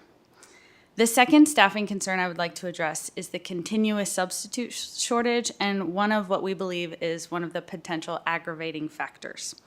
During the last staffing update, Dr. Widener highlighted our very high sub-fill rate for teachers, which was 93% for the month of August. However, as many of you noticed, our paraprofessional fill rate is only 55% for the month of August. You may not be aware how chaotic even one unfilled position can be for a building, but it often touches every single employee in the building. Substitutes accept jobs for various reasons, but the details of the position usually play a role in why they choose to accept that absence. Subs generally only accept absences in positions they feel comfortable serving in, and frankly, it is often easier to sub for a classroom teacher than it is for a paraprofessional. The job requirements for a paraprofessional are incredibly varied and can sometimes change day to day. Additionally, they are often providing one-to-one services for students with disabilities. No student is the same, and that goes double for students with disabilities, because no disability is the same. This can create a lot of confusion, conflict, and even unsafe environments for paraprofessionals in the course of their jobs. If a substitute has no training or experience in this type of environment, why would they accept a sub job to do so? I don't think that we are adequately preparing our substitutes to accept absences for our paraprofessional positions, and as a result, those positions are being left unfilled. Often, if there are multiple absences in the same building, the building administrator must kind of triage the most effective position for that substitute to fill, even if they didn't sign up for that particular absence. When a sub signs up for one position, but the building administrator asks them to fill a different position, the sub may reconsider accepting more positions at that school. Please don't misunderstand me. This is absolutely not a critique of our building administrators. They have to make decisions that they believe are in the best interests of the building and the functions that the building needs to happen daily. And it is 100% their prerogative to do so. I'm only shedding some light on maybe why it can be difficult to retain subs specifically for those positions. Additionally, the pay rate for a sub covering for a teacher is slightly higher than that of the pay rate for covering for a paraprofessional. Obviously, this difference makes sense based on the requirements of the positions, but it does beg the question, why would a sub choose a lower pay rate of a paraprofessional when they can choose the higher pay rate of a teacher with no additional required certifications for them to do that? Again, not a critique of the administration. They're doing what they can with what they have. I just wanted to give some practical, real-life context to what is a very complicated issue. And I believe that we can find more effective solutions to our sub shortage if we expand the team that is working on the issue. Lastly, related to staff absences, I wanted to share a common practice that you may not be aware of. When a teacher is absent in the secondary school and a substitute teacher cannot be found, other staff are often asked to cover their classes, usually during their planning times. When this happens, they should be filling out a timesheet for the planning time they lost during the day, and then they are compensated in their paycheck. However, in elementary school, if a substitute teacher cannot be found, that teacher's class is split between the other teachers in that grade level. For example, if there are 4 second grade teachers on the team and one is out for the day, that class is split into thirds and divided between the other teachers' classes. So if a second grade teacher has 21 students in their class and a sub could not be found to cover their class, that class is split up between the other second grade teachers on the team, and that is an additional 7 students in each teacher's classes. The argument can be made that those teachers would already be teaching the same content with the same schedule during the day. So there's no time lost that needs to be compensated for. However, adding 7 students to a class of 20 brings this total number to 27. And it may not seem like it, but an extra 7 students in a class significantly changes the dynamic of the learning environment and makes a huge difference in the management of the bodies in the room. I'm not suggesting we get rid of this practice. We all know that we need to be flexible sometimes, and sometimes this is the way to maintain the safety and well-being and the function of the building during the day. However, I'm suggesting that we look into some sort of process of compensation for elementary school teachers who are asked to absorb those additional students into their classes when a sub cannot be found. I will be bringing these concerns forward to Dr. Graham and Dr. Widener at our next communications meeting, but I did want the school board to be aware of these challenges as well. So again, we can work at these issues from all sides to find solutions quickly and collaboratively.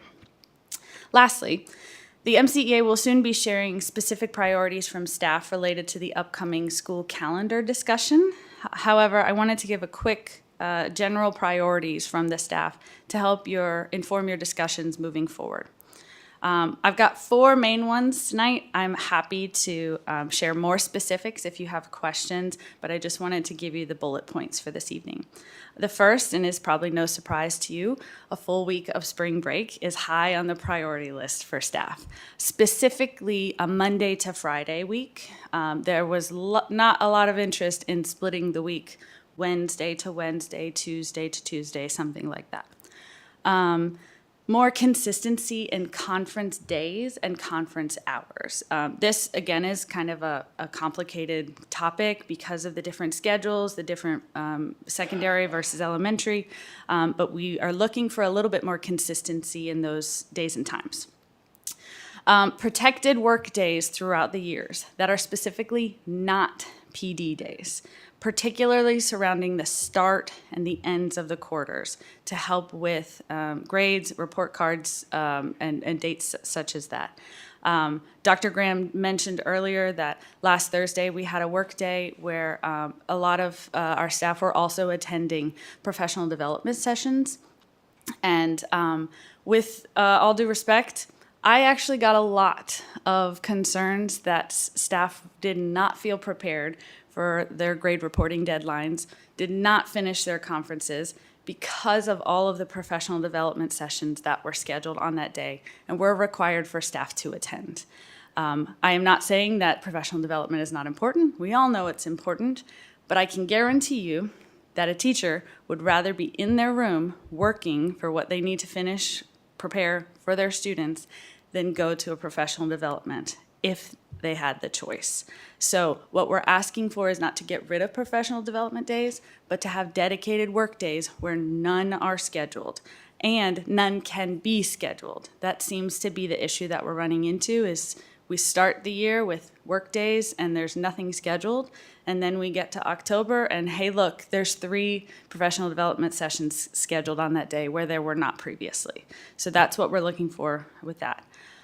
Which leads me into my last bullet point, one that I know will be in direct opposition to many of the priorities of the school board. Staff are looking for less emphasis on a 180-day calendar. Now, again, I know that is in direct opposition to what a lot of your priorities are, but I would just like to be clear. It's our position is quality instructional days versus quantity of instructional days. If you told me, Katie, you only have 165 days, make them count, then that's what I would do. Teachers are planners. We will plan for the days of instruction that we have, not the other way around. And it's the difference between 179 days and 180 days is negligible, especially if that 180th day is December 22nd. I realize that my report is much more in depth, so thank you for the additional time this evening. We appreciate the opportunity to address the board. Are there any questions I can answer for you tonight? Thank you. School board, any questions or comments? Thank you for bringing up the issue of the paraprofessionals, because there were a lot of things I didn't think about with things that you said. But what I have heard from some of our, especially our RIHEP folks, is that they do have some backgrounds in some of the areas. And if principals actually know that and they have requested them, then having to go through the whole process of being approved and all this can be cumbersome to make that happen, but it needs to be addressed. So with the classroom issue, with splitting the students in the elementary level, so the teacher may be able to compensate, but is that the best thing for our students? To split them, because now you've got 7 students that you don't teach every day and that you may not know how you need to help them. And I would like to say, I don't think a principal would say that that is the best thing for students as well. It's just, you got to do what you got to do some days, and that's sort of where we're at. Right. So as far as the work days and PD days, I thought we had come to an agreement at one point that there would be a separation between the two, and that you could not be required to do PD on certain work days. I also believe that that was something that we had talked about doing. I just don't know that it ever came to fruition, or I don't know that there were ever specific days labeled as this is a work day, not a PD day. Especially with the transition in leadership, and Dr. Widener's been doing 2 jobs related to the professional development calendar. I think maybe that just is something that didn't happen, but we're really looking for it to happen in the future.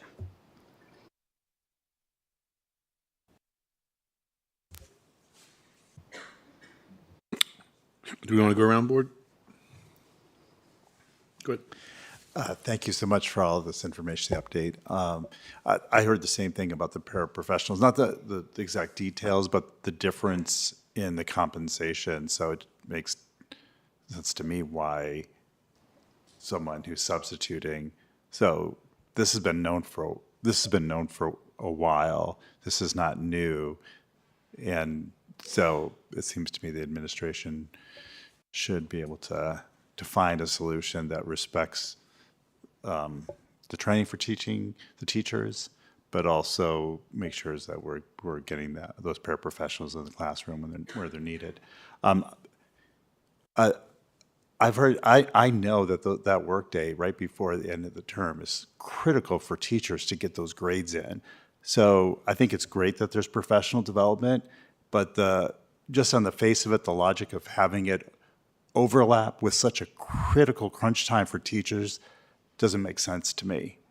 So whether it's scheduling in the calendar before when the calendar is set, these are the days for professional development. They're going to be set aside, and they're different, particularly for these crunch times. Makes sense to me, but I'm sympathetic to as an instructor, when those grades are due, they're due, and you've got to get them done. So I think moving forward, whether it's through the calendar or some other mechanism, we need to protect that time for our teachers to make sure they're able to do what they need to do. But thank you. This is really helpful information. Ms. Burton? Katie, thank you so much for all the information. You did make me aware of several things that I was not aware of, so I appreciate that. And I always appreciate you coming and letting us know what's going on and what we can do to help you all and make things better. I didn't have any more questions, so thank you for being here. Ms. Bond? Okay, so you know I'm not a fan of spring break. I do. Okay, so everybody knows that. Nobody knows where I stand on that. But I'm shocked with the feedback that I get about the school kickoff, that wasn't one of the issues, because the teachers that talk to me, and maybe because they know how I feel about spring break, and when I say that, it all doesn't come down to what, in my opinion, our teachers and staff just need. It's about our community and our students, okay? And that's why I stand where I stand. It's the same thing with having the days off. We've got lots of families that are lucky if they get the 24th and the 25th off, much less 2 weeks and then 2 or 3 days before, okay? So when I say those things, with all due respect, I mean nothing by them, but I come from the point of the community, understanding that absolutely, but sometimes more just isn't more. But in our situation, it's a whole big picture, not just one singular. Sure. So with me saying that, that's why I stand where I stand on those issues. Totally understand. But I have heard tremendously about teachers kind of saying, hey, the kickoff to school, we don't want a meeting. We want to be able to get in our classrooms. And I've said that year after year after year after year. But I never hear anything when it comes from the MCEA about that. So I never have that backup on that. So, you know, that's one, for instance, that our teachers could get in their classrooms and get, you know, the things doing, even if we have announcements over intercoms, you know, classroom to classroom, if we want to have motivational speakers that come in over that they can listen to. I mean, that's something that I've heard from our staff. So just looking out after that. But unless something completely changes my mind, I still stand strong where I am. And I hope no one holds that against me. But like I said, that's coming from the community. And I do feel like we do need for our students, our test scores show it, our student achievement, because it's quality instruction, if a student is out another week and doesn't retain, then that's part of the picture, in my opinion, as well. It's the retention, not just about the quality instruction. It's about how our students are retaining it. And if they're out a week and then they come back 3 weeks and then they're out 2 more weeks and then they come back 3 weeks and they're out another 2 days, then our staff is not finding a better way to say it, working themselves to death to try to reteach and redo everything because it's not being retained. So that's another reason why I stand where I stand on the days. So thank you. We'll absolutely look into the priorities related to the opening of school and get an MCEA opinion for you on that. And there's absolutely no hard feelings. I know that some of you are not interested in a week-long spring break. I know that some of you are very interested in 180 days. My perspective is the staff perspective, but it is only one of the pieces of the perspective. So absolutely understand. Ms. Purcell?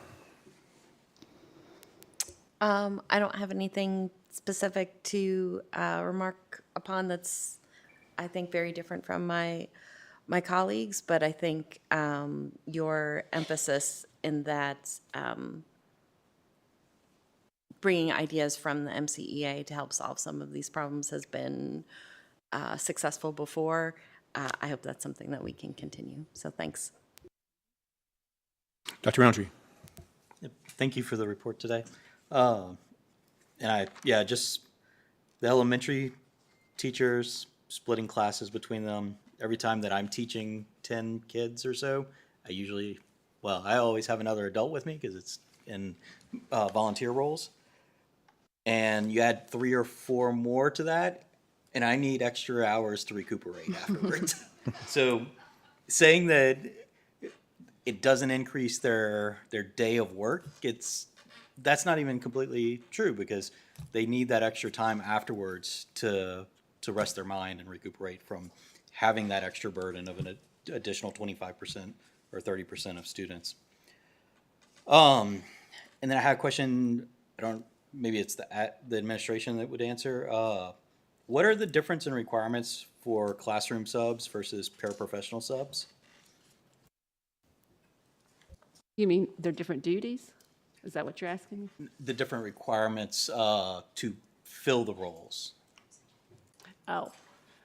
Am I correct, Amanda, Dr. Wider, that now for the teaching role, they have to have at least high school education and be 21? Couldn't hear you. There's 2 rates of pay for teachers with a bachelor's or a master's degree and teachers without. But the minimum requirement is a high school diploma.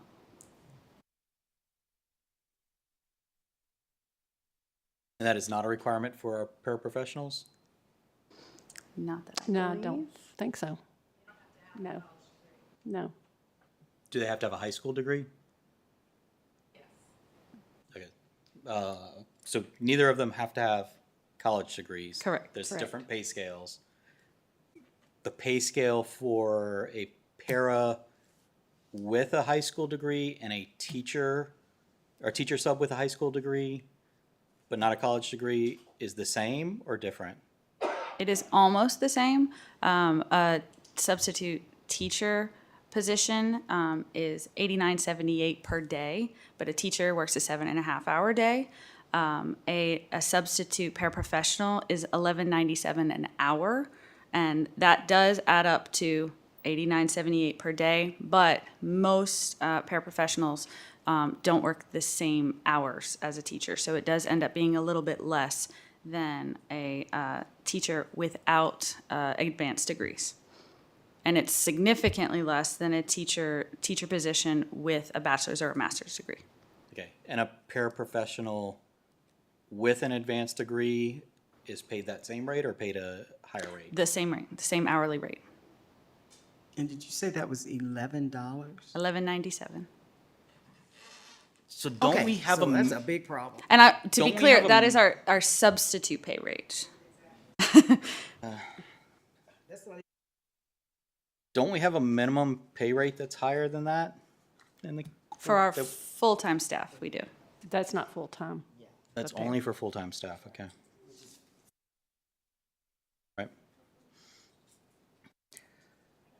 Which was Okay. why most subs will take a teacher Correct. position rather than a para position, which accounts for why we have a smaller fill rate.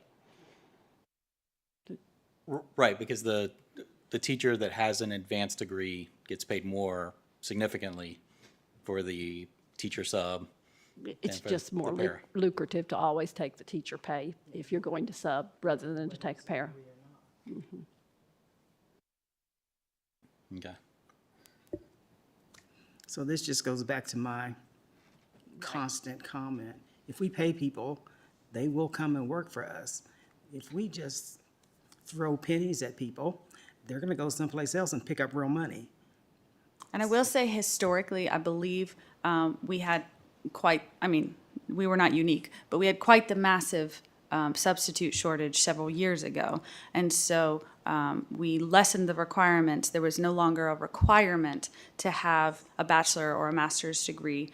And we did increase the pay at that point for both paraprofessional positions and substitute teacher positions. And I do believe that was quite successful in filling the gap for our substitute, especially with our teacher positions. Our substitute teacher fill rate did not used to be 93%. It's quite good now. I would just like to see our paraprofessional fill rate be just as good. I know I've already had a comment, but I spoke with one yesterday, and money was never mentioned. It was about acknowledging and being prepared for what the class offered. Even the people that we hire for those positions get in there and do not realize what is involved.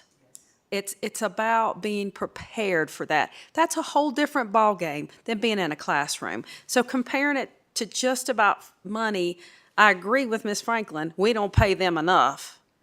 But I don't believe that's the complete issue. I think it's the preparation of knowing what they're going to be looking at, because that takes a special person to deal with those positions, opposed to someone just also having a special talent to do a classroom. But I think it's very, very different. And I've had many, many, many people and share that with me. Yesterday, someone who's been in it 25 years said that's the biggest issue, is we get them, they go into the classroom and go, this is not for me.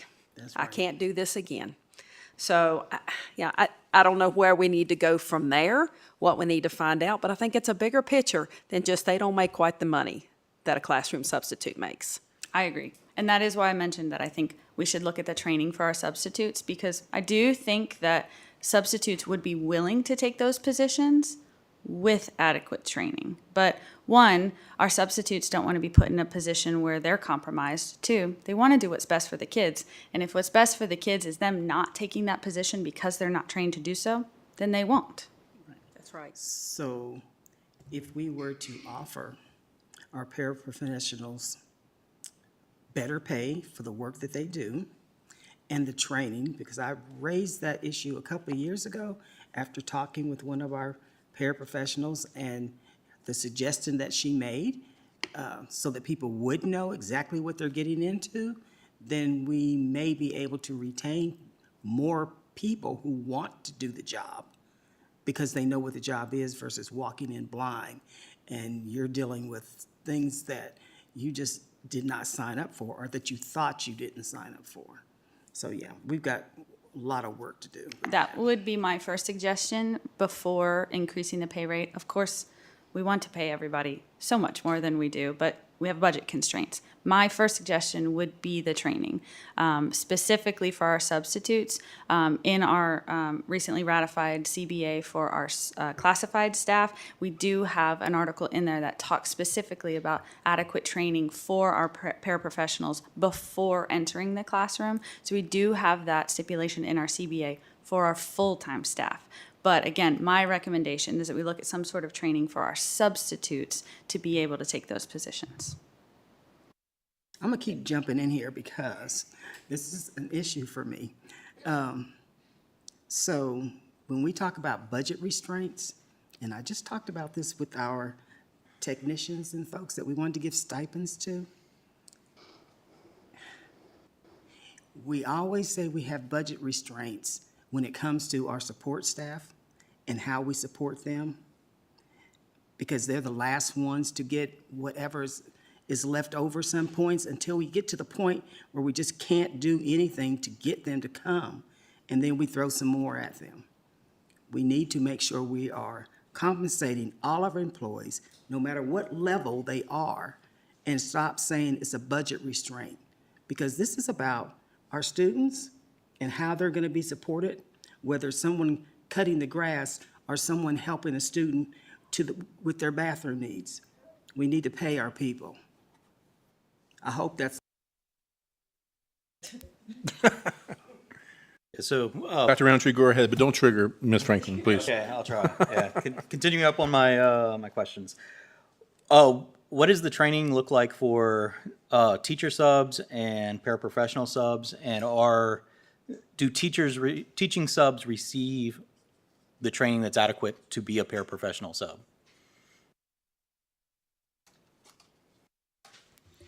The training would be different because a teaching sub basically is taught how to do anything that a teacher would need to do during a school day. A para sub would be working quite often with special education students and needs a completely different training for how you work with those students, how to de-escalate behaviors, that type thing. So it would be very different. Okay. Yeah, so it would be nice if, first, just at least make the hourly rates for those subs with advanced degrees the same, no matter whether they're a teacher sub or a para sub. And then if we could increase the pay overall, that would be great. And then we may end up getting some of our teaching subs, if their hourly rate is the same as that is what it would be for a para sub, to take the training to be para subs and actually do some of the para subbing as well. But, yep. Thank you. Thank you. Board, any other questions or comments? Very robust conversation tonight. Thanks for bringing this up now. I mean, it's great timing, obviously, right? We're starting to work on the budget. You know, a lot of what we brought up tonight are budgetary implications, so it's good to factor them in, the calendar as well. You know, start talking about that soon. So it's good timing. Thank you very much. Thank you all so much. All right, board. Next up, we have a school nutrition program supplemental appropriation. The letter itself can be found in board docs. Do I have a motion to authorize a supplemental appropriation to the 2024-25 school nutrition program's operating budget in the amount of $313,000? So moved. Second. Dr. Guitry and Dr. Roundtree. Any discussion? Ms. Osborne, please call the roll. Ms. Bond? Yes. Ms. Franklin? Yes. Dr. Gitry? Yes. Ms. Parton? Yes. Ms. Purcell? Yes. Dr. Roundtree? Yes. Mr. Hudson? Yes. 7 in favor. Motion carries. Next up, the budget calendar for FY 26-27 was presented as a first read on October 7th. It's brought back tonight for approval. You can find that updated calendar also in board docs tonight. Do I have a motion to approve the 2026-27 budget calendar as presented? So moved. Second. Ms. Parton and Ms. Bond. Any discussion? Sure. No? Okay. Ms. Osborne, please call the roll. Ms. Bond? Yes. Ms. Franklin? Yes. Dr. Gitry? Yes. Ms. Parton? Yes. Ms. Purcell? Yes. Dr. Roundtree? Yes. Mr. Hudson? Yes. 7 in favor. Motion carries. All right. Next up, the 2025-26 Special Education Advisory Committee membership was presented as a first read on October 7th. It's brought back tonight for approval. Do I have a motion to approve the 2025-26 committee membership for the Special Education Advisory Committee as presented? So moved. Second. Dr. Roundtree and Ms. Bond. Any discussion? Yeah, I stated it during our last discussion, but my spouse is on this committee, but my vote is not reflective of whether or not she's on it. Okay. Ms. Osborne, please call the roll. Ms. Bond? Yes. Ms. Franklin? Yes. Dr. Gitry? Abstain. Ms. Parton? Yes. Ms. Purcell? Yes. Dr. Roundtree? Yes. Mr. Hudson? Yes. 6 in favor, 1 abstain. Motion carries. Next up, Jason Garrettson, our Director of Student Services and Safety, will provide updated information and committee recommendations on the School Safety Audit Committee, School Health Advisory Board, and the Mental Health Advisory Committee. Thank you, sir.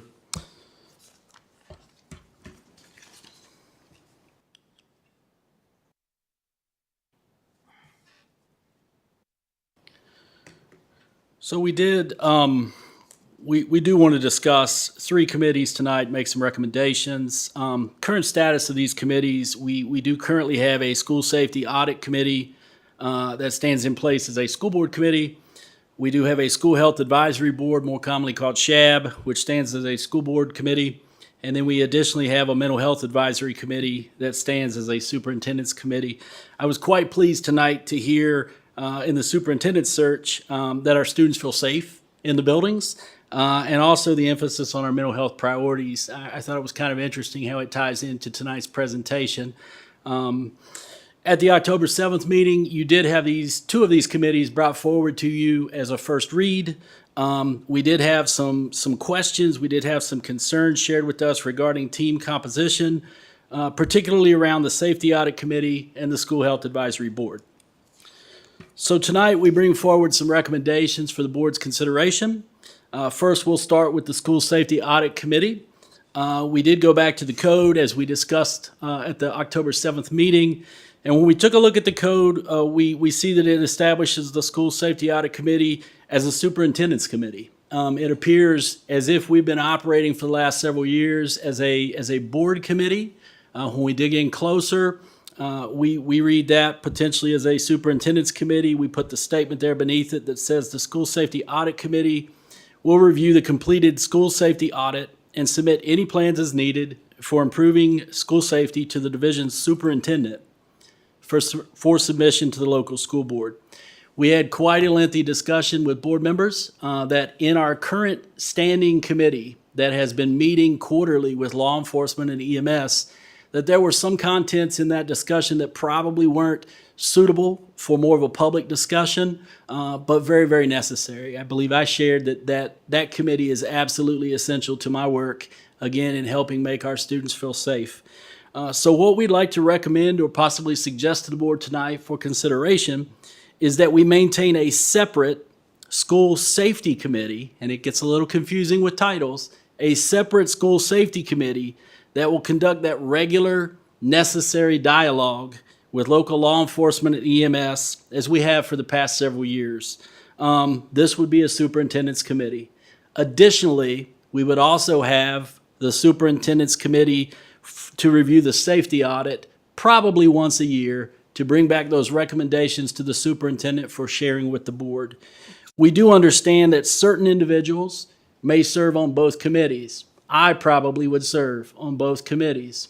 We would most likely issue invitations to the two chiefs and the sheriff who would likely serve or send designees to serve on both committees. But this does give us the opportunity to talk with some of that some of those confidential topics that we really can't put forward to the public, and then also have the public group that could include parents and other representatives who could come in, review the safety audit, share those recommendations with the superintendent to then be presented before the board. I can stop there for questions, or I can make the next recommendation and then stop for questions at the end. What would you like, Mr. Chair? Let's maybe pause there, because I know that this one area kind of caused a lot of discussion in the last meeting. And maybe give you some guidance along the way here. Yes, sir. Board, any questions or comments on this first recommendation? So both of these are superintendent committees. Neither one's a board committee. That's how we read the code once we reviewed it from October 7th, sir. So there's those committees would report to the superintendent, and then the superintendent would share with the board anything that they deem appropriate to share with the board or needing to share with the board. But by code, the review of the audit would go through the superintendent to the board. Okay. And both of these are committees required by code? No, sir. Only the Safety Audit Committee. We have expressed our great value in the regular quarterly safety team meetings where we discuss all the drills, debrief any major incidences, review crisis plans. We still have, in my opinion, a great need for that opportunity to meet quarterly with our law enforcement and EMS team and key members of the division staff as well. Okay. And so I'm a little bit confused as to why there's the two committees. Why you're not just having one school safety audit committee that's a superintendent committee under code that is doing that work? Because we do have some conversations, such as, for example, a real easy example is planning the lockdown drills and debriefing the lockdown drills. Okay. That might not be appropriate for parents and general community members to be a part of that discussion due to potential safety concerns. I want to So I guess say my that, question is, I want to say is that there- delicately without being offensive. Right. No, well, yeah, part of the question is as you've laid out code here, is there a need for a broad community similar committee to the School Safety Audit Committee? I rely heavily on our current standing committee, which we have called the School Safety Audit Committee for the last several years. Right. I think the concern for the board October 7th was you don't see parents and other community members on there. It's essentially all law enforcement, EMS, and school board members. When that question came up, the discussion was some of those contents probably aren't fair game for a general discussion. And that's why we kind of split at this point and said, let's go ahead and add a specific safety audit committee that will do that work and talk about the publicly available school safety audit information, bring back recommendations to the superintendent. And then we'd also like to continue to have our quarterly meetings with law enforcement. Right. So those discussions, as for me, at least, were because it was presented as a Virginia Code committee. There was a board level committee that, from my understanding, requires those other things. If it's not required under Virginia Code as a board level committee, and it's only required as a superintendent level committee, I think we're good operating how you were, and it's a superintendent committee, not a board committee. That's my opinion. Go ahead. Thank you so much. We had a lot in that meeting, so I did look again at that portion of code and did see that it is a superintendent's committee. So I'm in favor of expanding that safety audit committee to include that broader representation as the code recommends. But I was kind of thrown off because it was like, why is it being approved if it's a superintendent's committee? So it makes sense to not bring that list for us to appoint, because then it does become a school board committee. Now, whether or not there's a separate committee of the administration, I mean, the administration doesn't ask for approval for all of its committees. It's only the ones that are required of the code that need to be established. And if they're board committees, then the board needs to appoint them. I know that there is, for the School Safety Audit Committee, a lot more information that's provided, either I think by VDOE, of what they are required to do. Does it include items like reviewing lockdown drills and some of the things? No, sir. Primarily, what it allows us to do, I mean, the components, and you're going to test my memory here a little bit, the components of the school safety audit, we have to annually review the school crisis plans, which you guys then approve typically late July, early August. There is the school climate survey that is administered to staff every year. The student climate survey that is administered to students, middle school one year, high school the next. So every other year for those folks, we get those results. All of that information is all publicly available. It all ends up being put out to the public anyway. Every 3 years, there is a physical school safety audit. I think the next one is due 2026, if I'm not mistaken, on the 3-year rotation. And then I want to say there's a fifth component that I'm actually drawing a blank on while I'm standing up here. But it's not the day-to-day routine debrief kinds of things. It would be those more conversations around, hey, look at the responses to the survey. Maybe if we did have some data that said our students really are reporting they don't feel safe, then that team would say, well, these are maybe the things that could help kids feel safer at school. And maybe they would make some recommendations. We'd take those to the superintendent. Superintendent would share those with the board.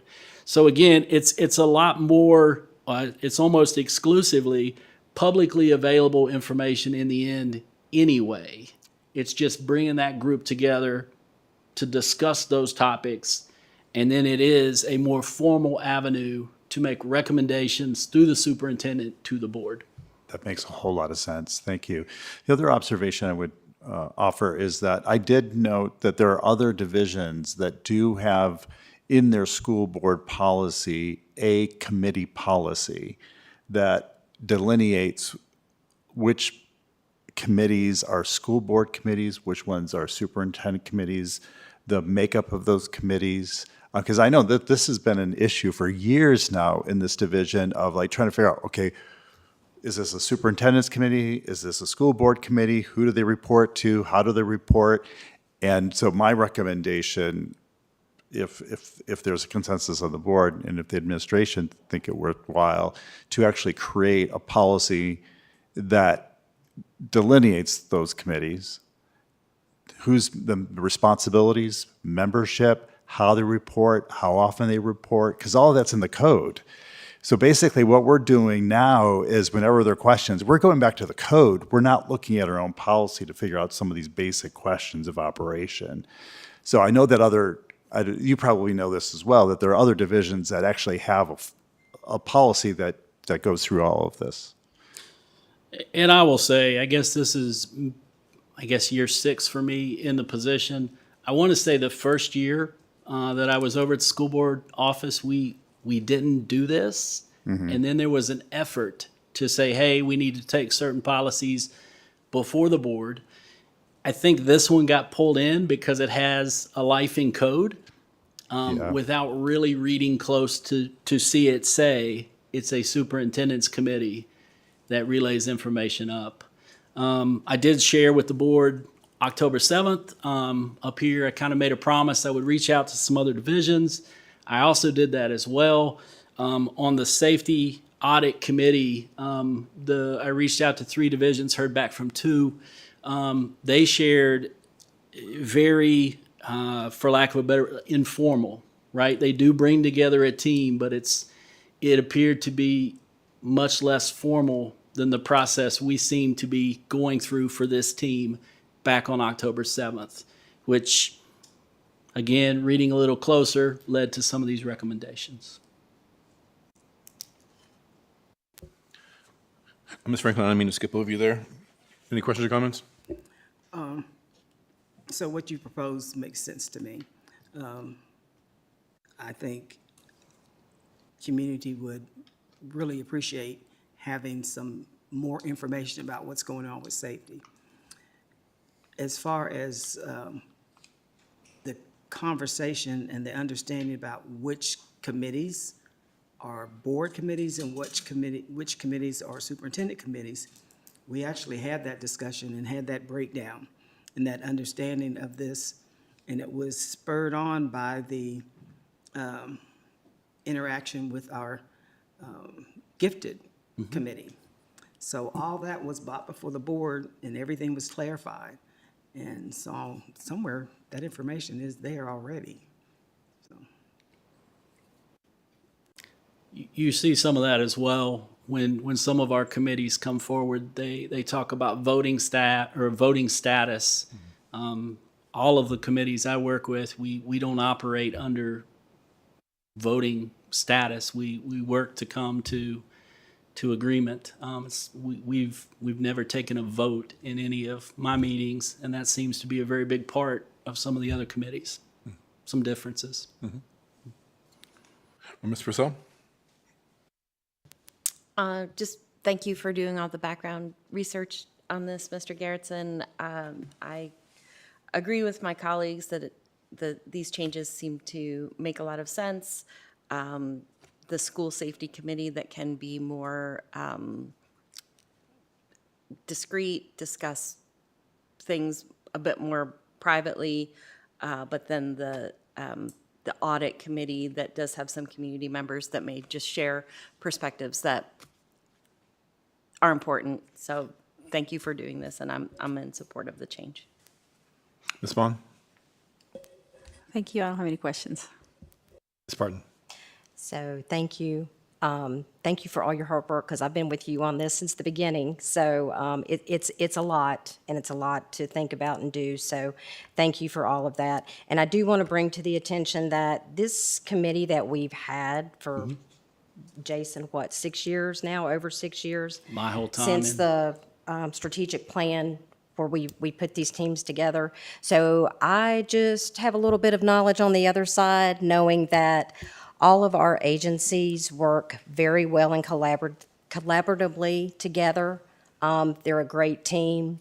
They work good with each other. They are good with the community. They are trusted by the community. And, you know, that's why our kids are saying they feel safe in school. It's just the bottom line. They need to keep doing what they're doing. We do need to keep things, you know, between first responders and law enforcement for the safety of our schools. That's why our kids are saying they feel safe. And I have community members all the time tell me how safe and wonderful this community is. So we are very blessed to have such safe schools and a safe community. I am fine with it going to a superintendent board and us having the safety committee to relay any dialogue to the board from either the superintendent or the committee on what we need to know about. So I'm fine with the change, absolutely. Great. And I agree with the change as well. Yeah, I do like the idea just in the bigger picture to kind of codify the committee structures, right? So, you know, so we don't, I agree with Ms. Franklin. We've seen it presented before, and it's in a meeting somewhere, right? If we had it in our policy, we wouldn't have to track it down every time, so.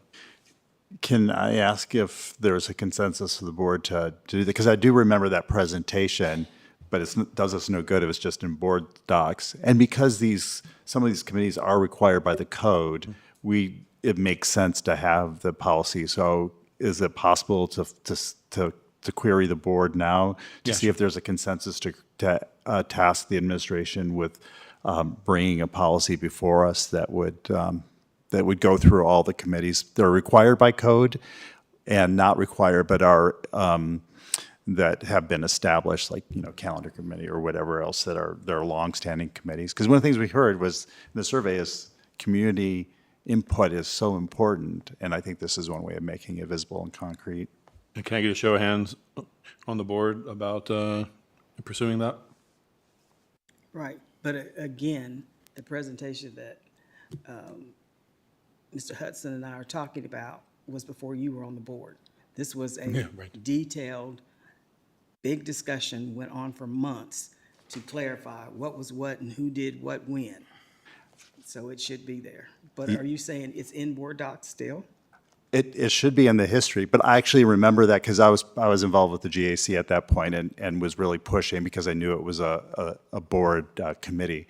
And so I'm sure it's somewhere, but it needs to be elaborated because, you know, the code's going to outline the responsibilities of those committees. Okay, great. And all those committees that are required by code, if we can get a reference to the code, section 2, whether they're board committees or superintendent committees. And for this slide, there's been some back and forth about which committee is which here. The School Safety Audit Committee is the Law Enforcement School Division Committee, no community members. And the School Safety Committee is the community member one. Other way around. You have it backwards, sir. Okay, the code has has it called out as School Safety Audit Committee. Right. And that will be the committee that could include essentially parents, students, community members. Okay. Because we're reviewing the audit, which becomes public information anyway. Okay, I got you. The school safety committee, the tight team, Does the audit become public information by default? major portions of it become, Okay. yes, sir. Yeah, it'd be good just in these bullet points to have it called out specifically what the makeup of the committees are. So. Okay. I was confused by that too. I was going to ask the question, but then I gleaned it out of what you said. So. Too many safeties on one slide. I understand. Yeah, but like as a part of codifying this in policy, will, you know, be clear in terms of the makeup and what's public and not and everything else. So, Right. okay, I did get a consensus, I feel like, on the board to pursue that. So we'll work that. Okay. So is everybody good on school safety before we move on? All right. Okay. So The next slide, we talk about two other committees, School Health Advisory Board, Mental Health Advisory Committee. School Health Advisory Board is one of those code-dictated committees. And we give you a reference there to the code, and it talks about establishing the school board committee, broad-based community representation, including but not limited to, gives a list of various parents, students, health professionals, educators, and others. It's an if. So we don't have to have a school health advisory board. I'm proud to say that when the law changed and it was no longer required, we were a division that kept it, while many others let it slip away.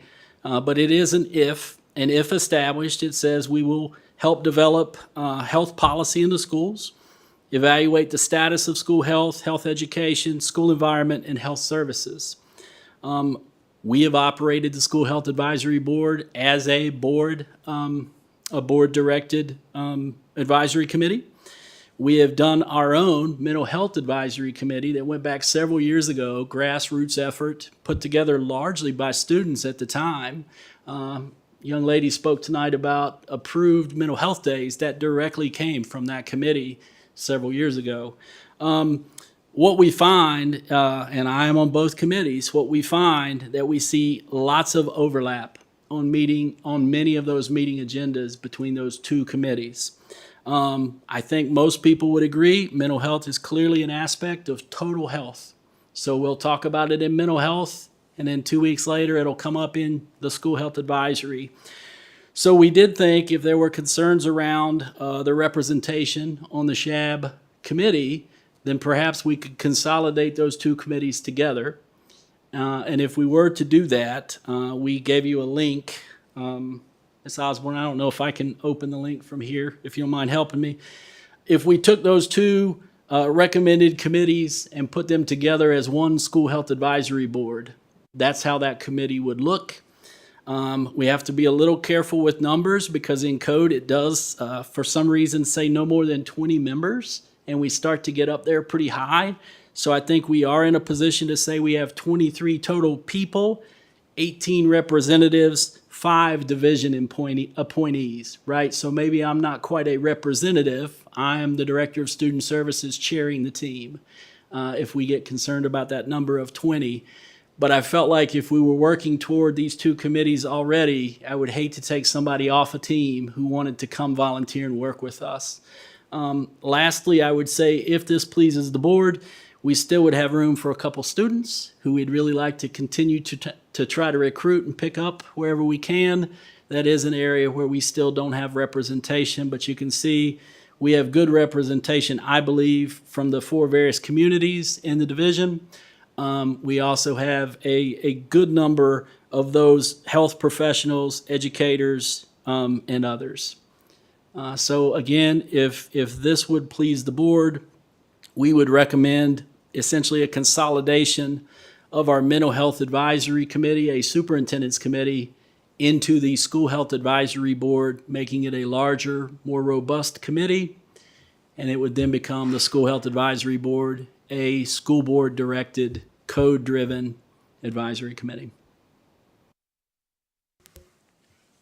Okay, great. Board, who has questions on this? That consolidated version is not the version that we have in board docs. That would be, if you were agreeable to this recommendation, that link is the team that's shared there with you. Okay. And that's why I tried to put the watermark draft, is because that is a team that I see. you guys have not seen before. Roger that. Okay. Board questions and comments? I'm all in favor because I do remember reading about Shabbat that mental health is one of the items. Correct me if I'm wrong. Doesn't it mention, it mentions mental health? Not specifically, but in very broad general terms. In the first bullet there, it talks about school health, health education, the school environment, and health services. Okay, maybe I read that somewhere else, but that makes a whole lot of sense. I mean, another thing we saw from the survey was an emphasis, we need to have an emphasis on mental health.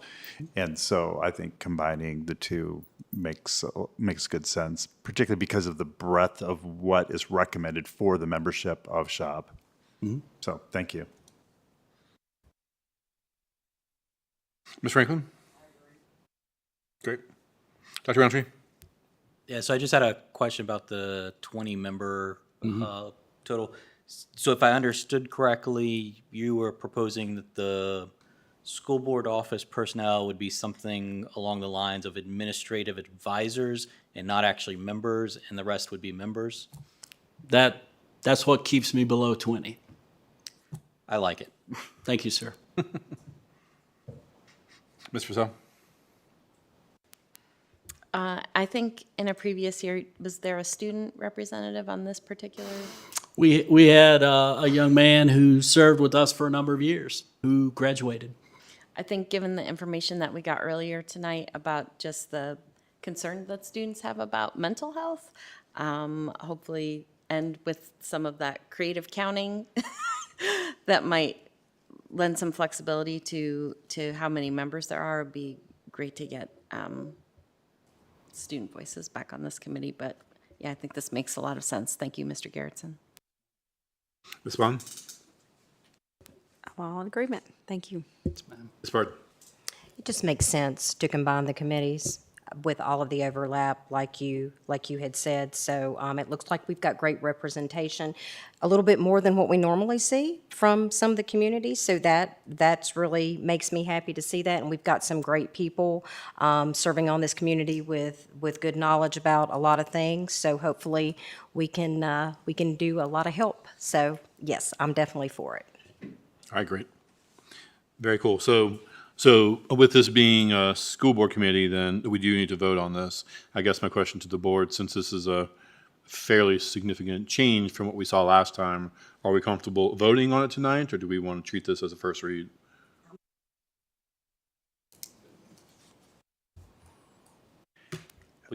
A motion to accept the school health. Can you pull the PowerPoint up so I can read the School Health Advisory Board. School Health Advisory Board Committee, our board committee, as presented in this draft form? Do I have a second? Second. Dr. Roundtree and Ms. Parton, any discussion? Any additional discussion? Yeah. Yeah, I have a question. So I saw it in the brochure because VDO has a long brochure about CHOB.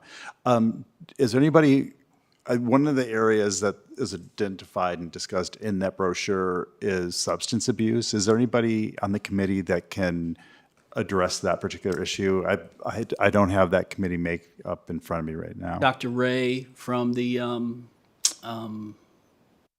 Community Health Board has a strong background in substance abuse. Okay, great. Thank you. Any more discussion?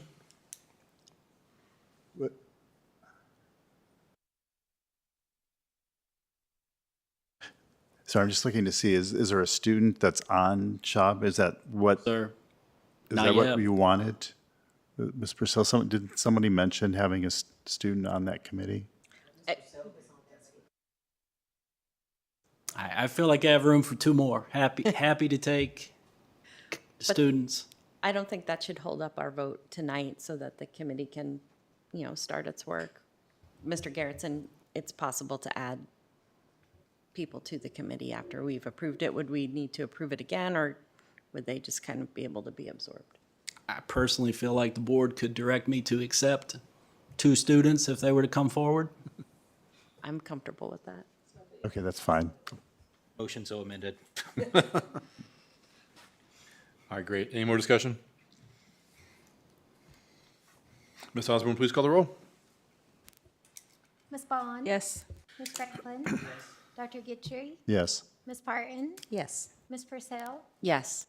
Dr. Roundtree? Yes. Mr. Hudson? Yes. 7 in favor. Motion carries. All right.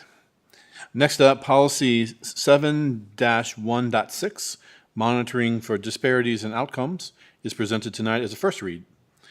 Stacy Wright, our Director of Equity and Diversity, is available for questions if needed.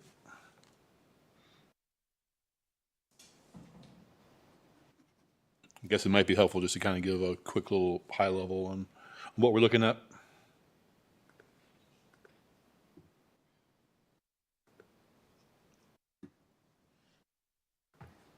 Good evening. So in our July 29th meeting, when we were doing the student code of conduct, that we decided that there was a portion that had been taken out of the student code of conduct for monitoring disparities in outcomes for students, and that we would pull that out and make a separate policy that define especially that. We took all of the suggestions from the board members. We also had some suggestions for community members and just placed those things in one policy. And that's the policy that you see before you now.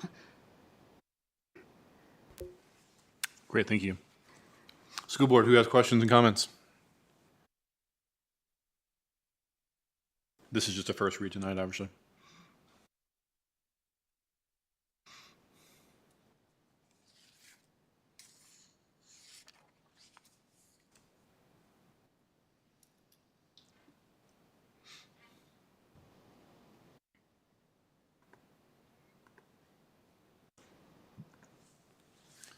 I think one thing, if I'm not mistaken, one thing that was asked was if we could see the discipline matrix.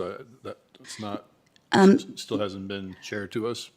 Yes, and it was there as a clickable link, but I don't think because that it was in PDF that you can really see the discipline matrix. But we can make sure that we get that to you, because I looked for it today as well, trying to click on it to make sure that it still worked, but it's not there. But we can definitely make sure that we share that with you, because I was just looking at that today. Great. And I think you can click on it. Oh, you can? Okay. I wasn't able to here. Okay.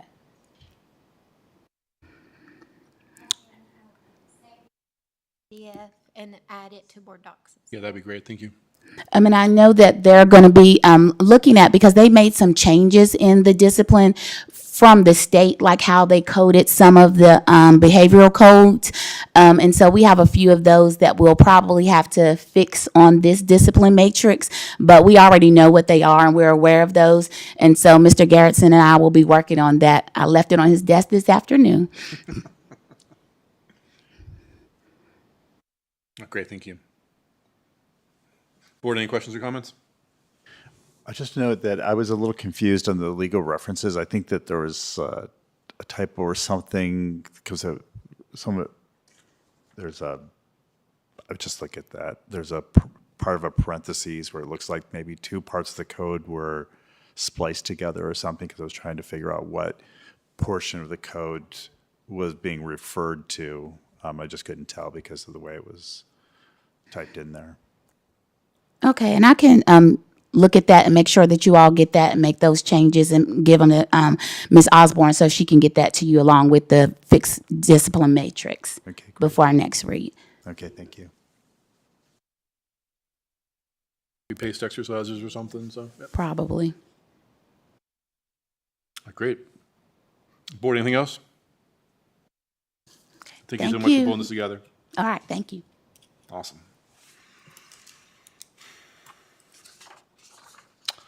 All right, next up, Dr. Mike Brown, our Director of Facilities, will present information regarding MCPS elevator operations upgrades.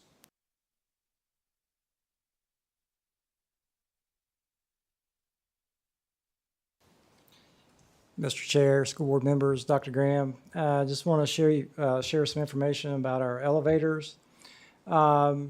At a previous board meeting, you'd asked me to gather some information about upgrading our elevators. And I put some information together here. You know, why do we need this operational elevator upgrade is to allow easier access for our public at events such as sports assemblies, parent nights.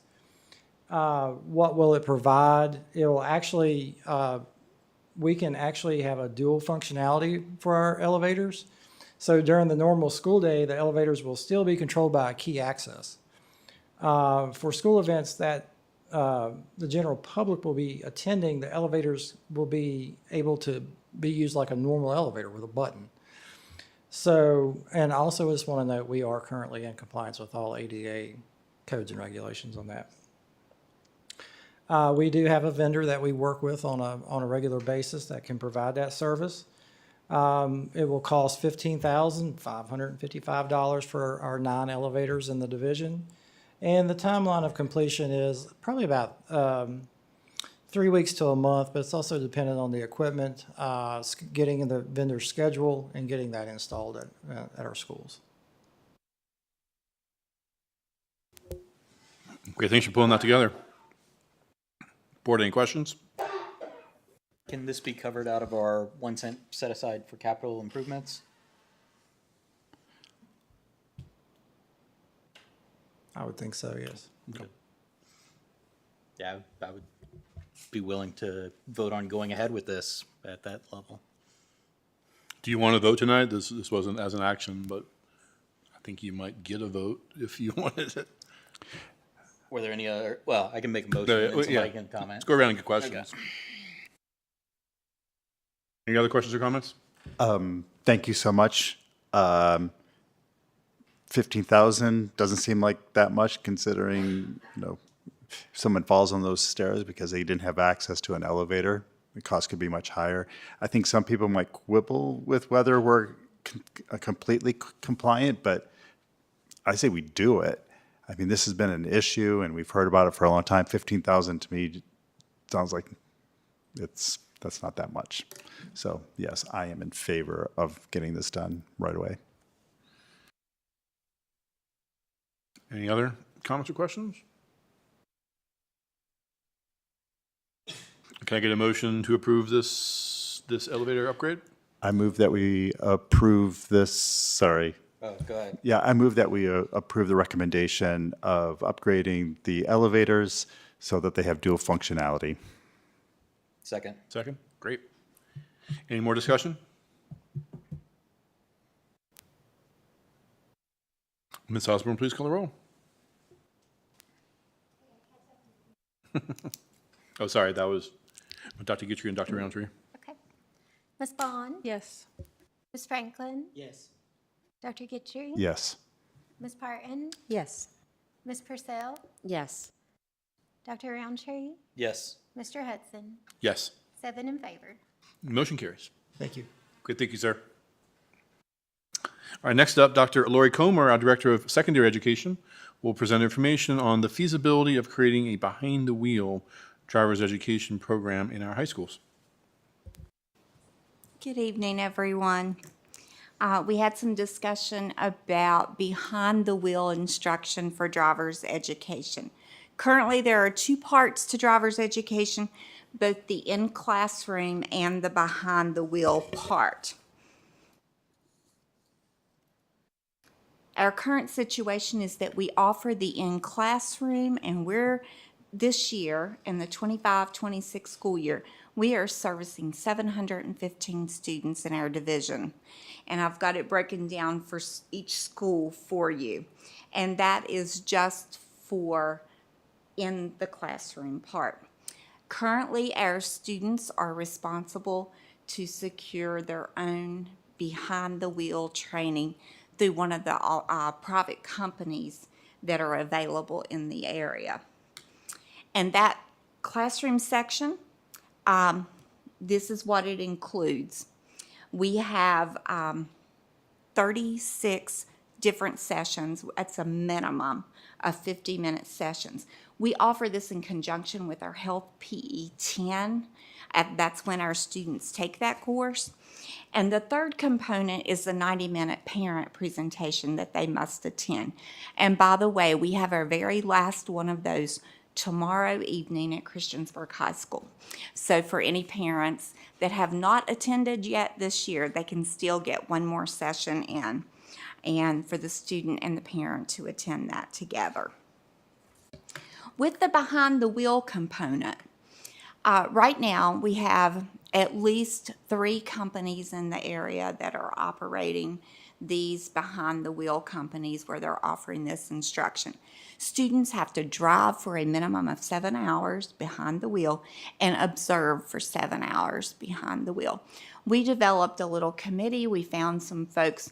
Our health PE lead for the division was on that committee, along with a driver's education teacher. And we even brought in one of the folks from one of the companies so that we would get their perspective as we look through this. In preparing the presentation, I also talked with folks from VDOE that are over the driver's education program to get their perspectives and to get their input on how we need to go about doing this. So typically, they take students out in pairs so that one student can observe while the other one drives. So that's end up getting their 14 hours and could potentially get it in 7 hours or 7 sessions. Most driving instructors do say that some students are not ready after 7 hours and need more time, especially if they haven't had a lot of other practice driving, that they need more than that 7 hours. And we do know that the House Bill 2213 was what strongly recommends that school boards look at this. In speaking with the VDOE, we did find out while all school divisions do offer the in-course within the classroom, only 28% of them do not offer behind the wheel. And that right now, it can be offered during the school day. It can be offered after school hours, either before or after school, and or on weekends or during the summertime. Other divisions, some divisions do offer this. So we asked the question as a committee, how are they doing that? What are they doing differently in order to offer it? Some offer during the school day, but you have to have double the number of teachers. So you've got one teacher in the classroom doing the in-class instruction while the other teacher pulls students out and goes and drives if it happens during the school day. Another option is for when that teacher is free, that they pull students, but then they have to miss other classes that they may need to be in. Next way they do it is they offer it before and after school, and our certified instructors are paid a stipend to work either before or after the school day or on the weekend. There is some minimal reimbursement from the VDOE for some of the cost incurred, and they do put a cap on how much you can charge students. And what we have found that for school systems that do offer behind the wheel, they charge their students for it. We didn't find any that did it totally free for their students. But at May, June, we have to go into our information systems and we have to file a report. Thus far, we've clicked, we do not offer behind the wheel. If we did offer behind the wheel, we would need to include information as to what we are spending on that. That would be our vehicle cost, maintenance, what we're spending on insurances, what we're spending on all these different components in order. Personnel is the one thing they do not factor into that formula. When they factor the formula, we do get reimbursed a portion of that amount. That formula, and based on how much you spend, determines a cap that VDOE would give us as to what we could charge students. No school division is allowed to ever make a profit on this. It's only to help incur some of the costs, but it does not cover all the costs, and personnel is not included. Our current staffing, we have 9 certified driver's education instructors within our county. We do have some other folks in our county that are driver's education certified, but they might have positions like athletic directors. They may be an administrator somewhere in the building, in a building somewhere. PE teachers, elementary. Actually, one of our elementary PE teachers has his own company that he runs on the side. And the local driving company that we spoke with specifically is currently paying $27.50 an hour, and they cannot find enough drivers. Staffing is a huge concern.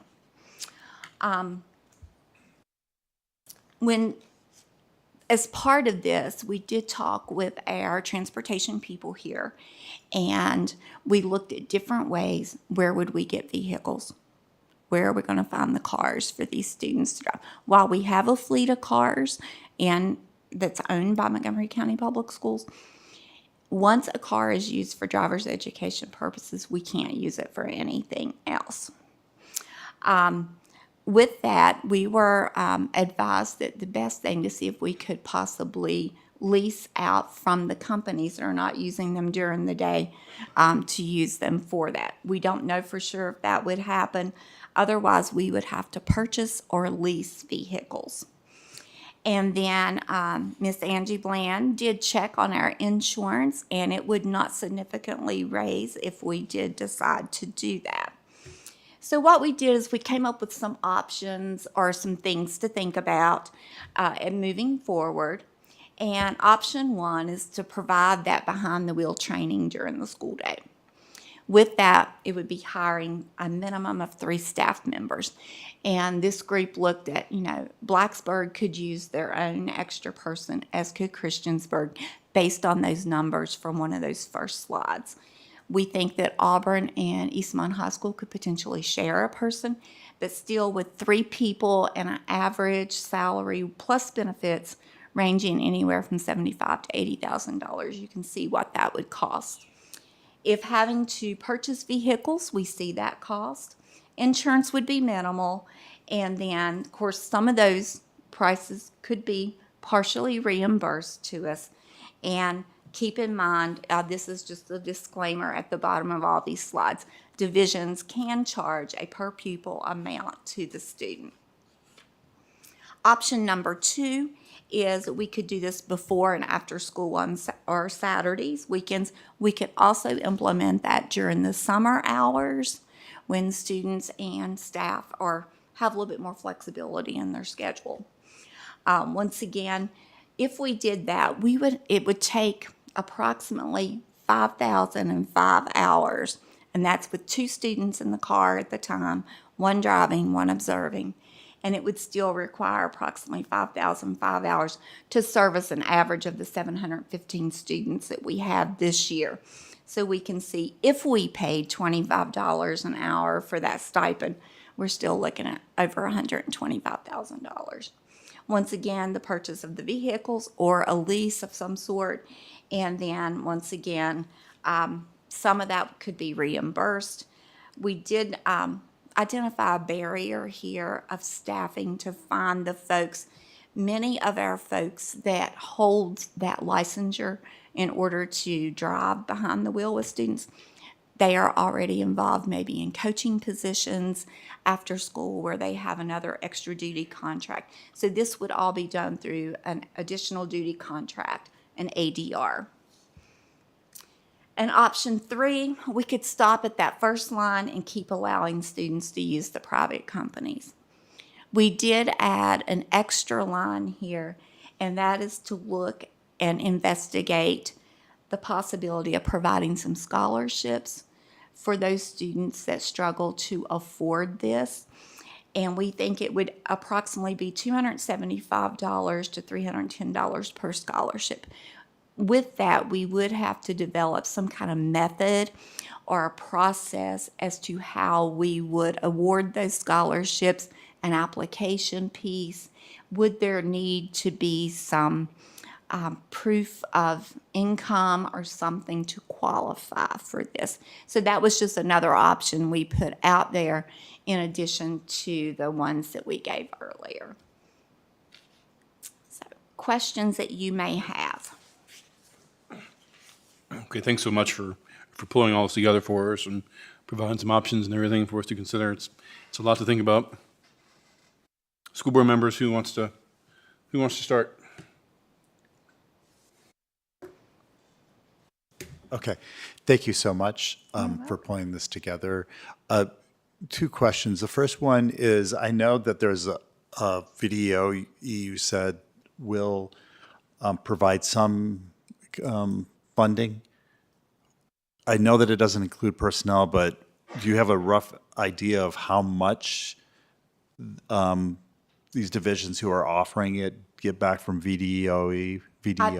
I don't have exact numbers, but what we do at the end of the year, if we offer behind the wheel, we have to go in and put in our expenses as to what we spent on the cars or the maintenance or the fuel, all those things. We put all of that Yeah. in, and then they generate a number back to us as to how much we can charge per student and then our reimbursement.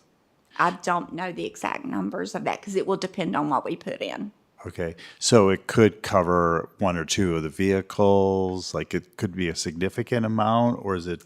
I don't know. No because idea. Okay. We have no way of putting those numbers in because we have not offered this. Okay. But I could check on that and see. I don't think it's an actual percentage because it's based on what you spend.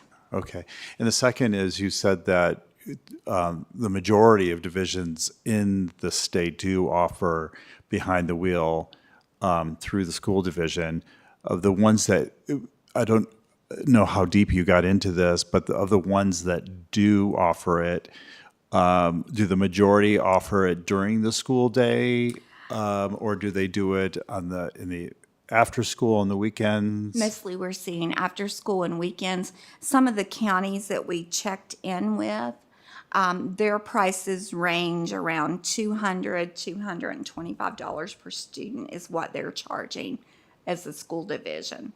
And most of them are offering. Floyd does offer, and they charge approximately $225. Roanoke City, Roanoke County do not offer they don't offer it at all. They're like we are right now.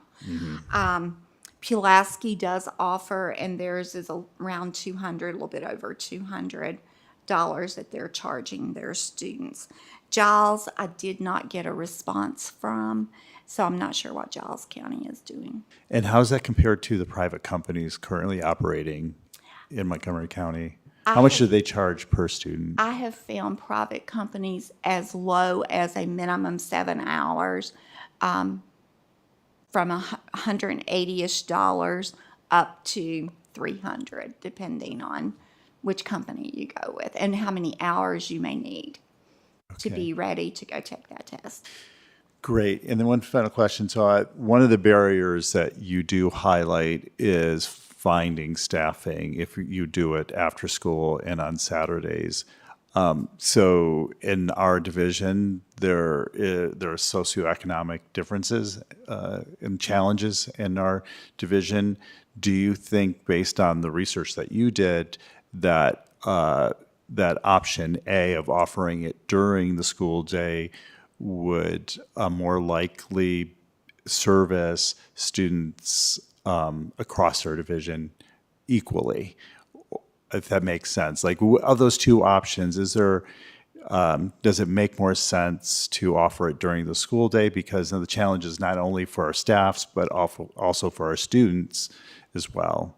For option 1 and 2, when speaking with some principals, when talking about driver's education and behind the wheel, I had a variety of answers.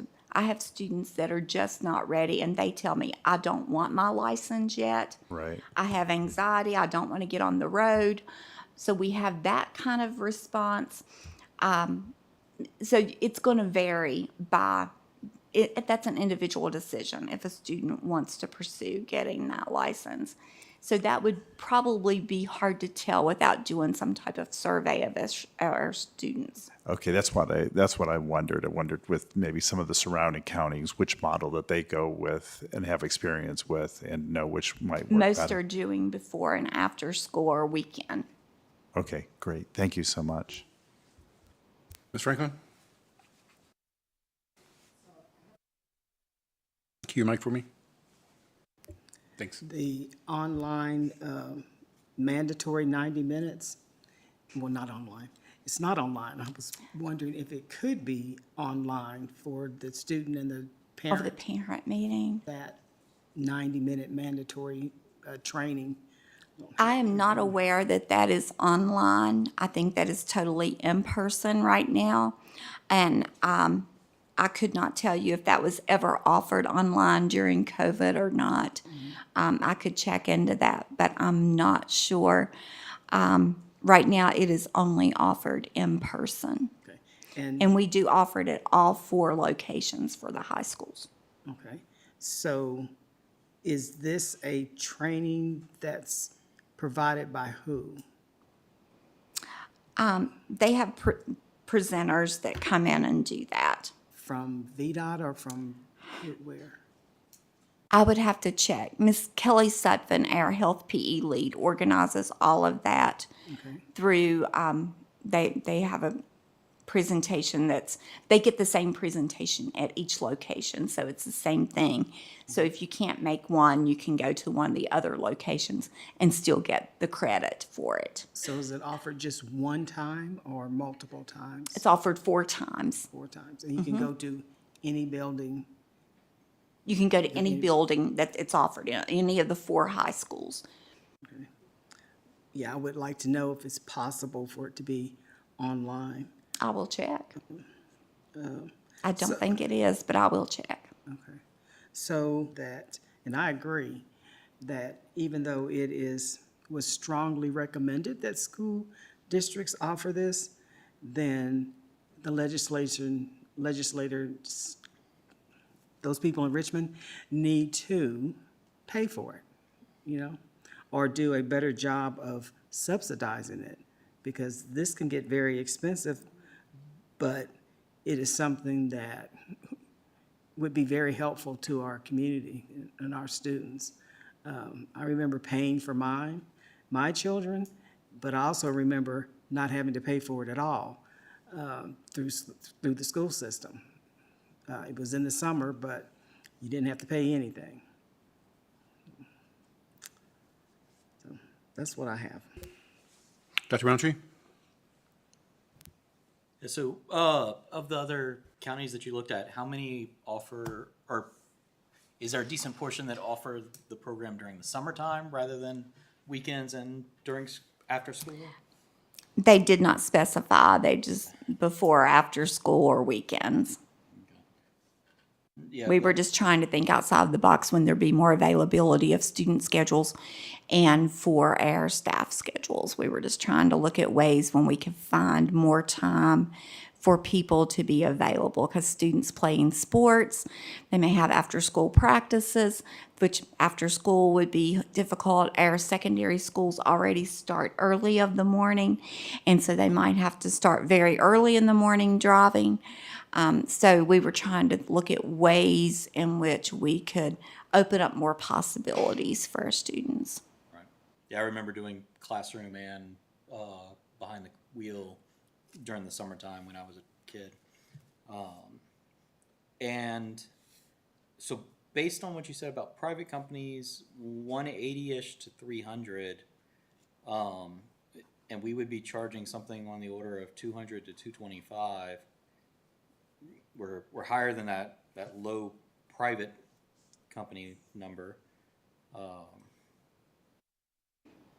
also had a question about, is it possible for us to do a program like option 2 where it's done in the summertime, and maybe we're charging students, but we also have scholarships for those students that are that qualify for free and reduced lunches? That would be the will of the board as to what you wanted to pursue with that. Okay. And then the only concern we have with number 2 is the barrier of trying to find the staffing to cover that.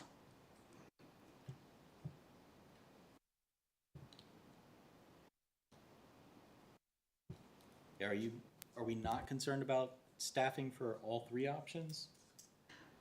That could be an issue. Option number 1 would be hiring brand new staff that would be full-time employees, like 3 more driver's education teachers.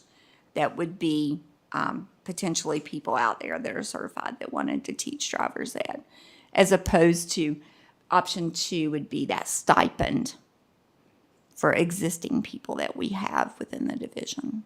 So option 1, it would be employees that would be teaching driver's ed the entire year, from the beginning of the school year to the end of the school year. That would be their job. currently, we have health PE teachers that teach the health PE 10 with driver's ed, and most of them have very full schedules, and it would be difficult to pull them during the day for option one to go and drive when they've already got a full schedule of health and PE. Right. Yeah, sounds good. Thank you. Ms. Purcell?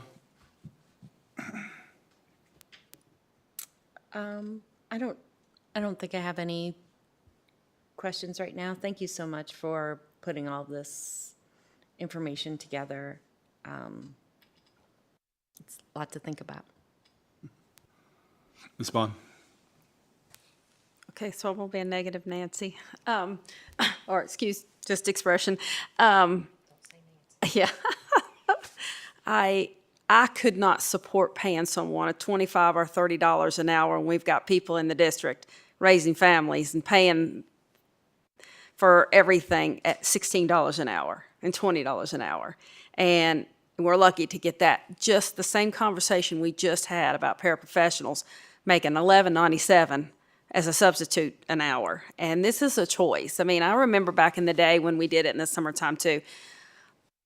But there was a reason we stopped, because it got so expensive. And from what I always understood was the insurance, and I'm understanding that that's not a cost, but this is a lot of money. This is a whole lot of money.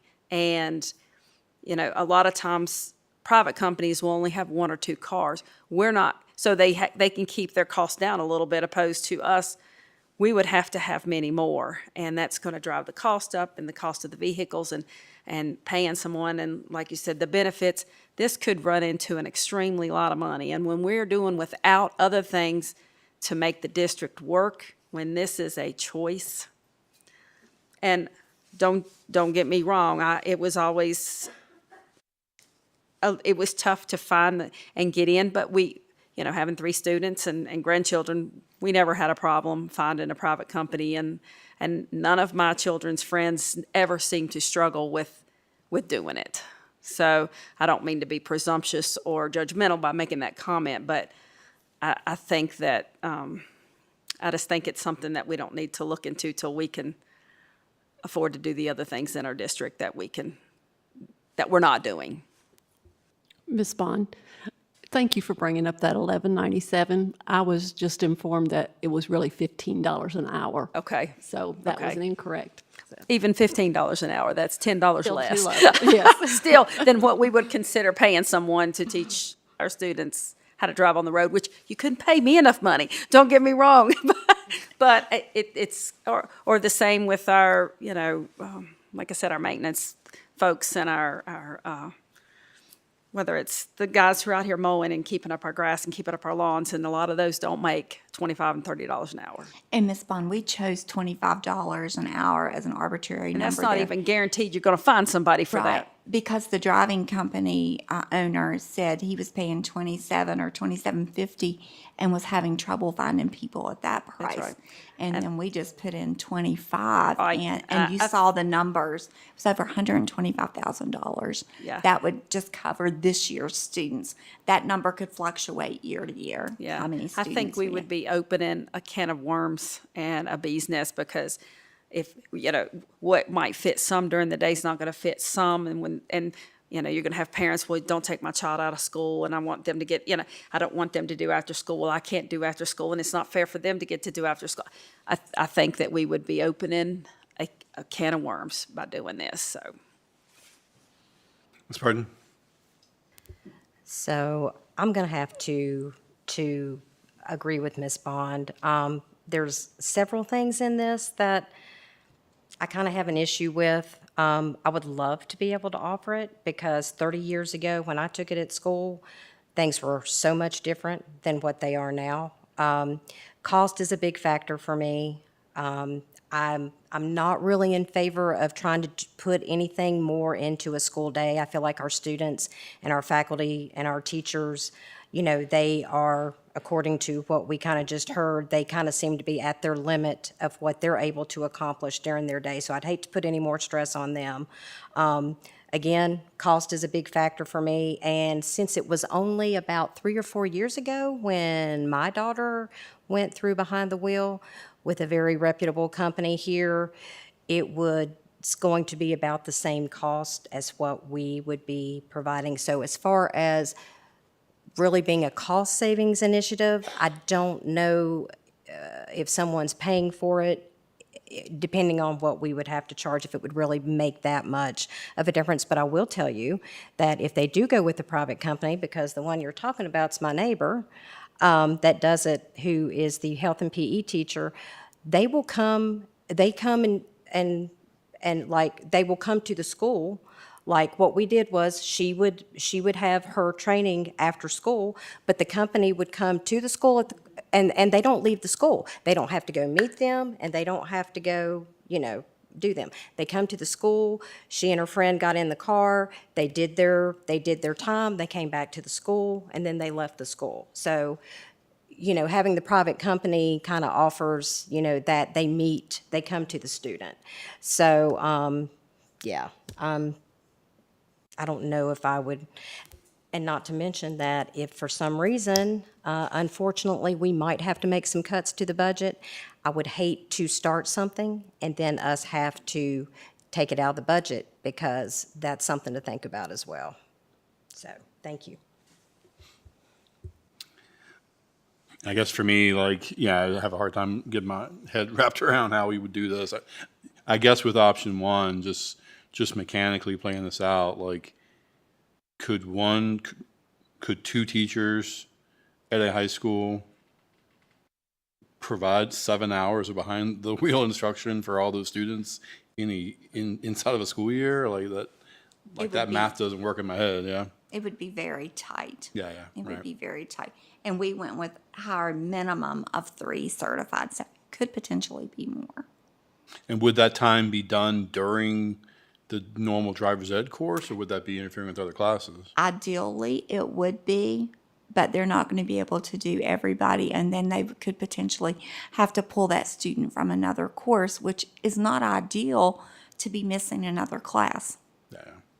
Yeah. I mean, just mechanically it hurts my head, right? And so if you're going to try to do it in nights and weekends, which is when they're already having to do it already using the private courses, and then you're also going to ask to charge them, but they're already being charged, and the whole thing just kind of seems moot. Yeah, what are we doing? Thinking back to my high school days, my school, I pulled it up on Google just to see if they still have it. Shout out to Henrico High School in Richmond, but they actually have a dedicated driver's ed course on their high school property, and they have a little fleet of cars. I see 7 right now. They invested in that, right? And so part of that in school behind the wheel is students driving that course during the day, right? So that they're getting a lot of that stuff, and then they also do a road course exercise like a road too. simulation. Yeah, exactly right. But again, that's a major investment, right? You've got that at every high school. You got to have the dedicated space, the vehicles. Yeah, it's a major investment if you're going to do this right. And yeah.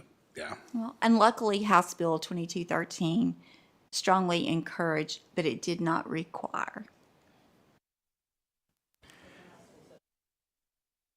Right. Right. Houses. Yeah, that's there right. Are some that do, but. Okay. That's how they like to get away without funding it. Strongly encourage it, but don't require it. Right. Can I ask a couple more questions? Yeah, of course.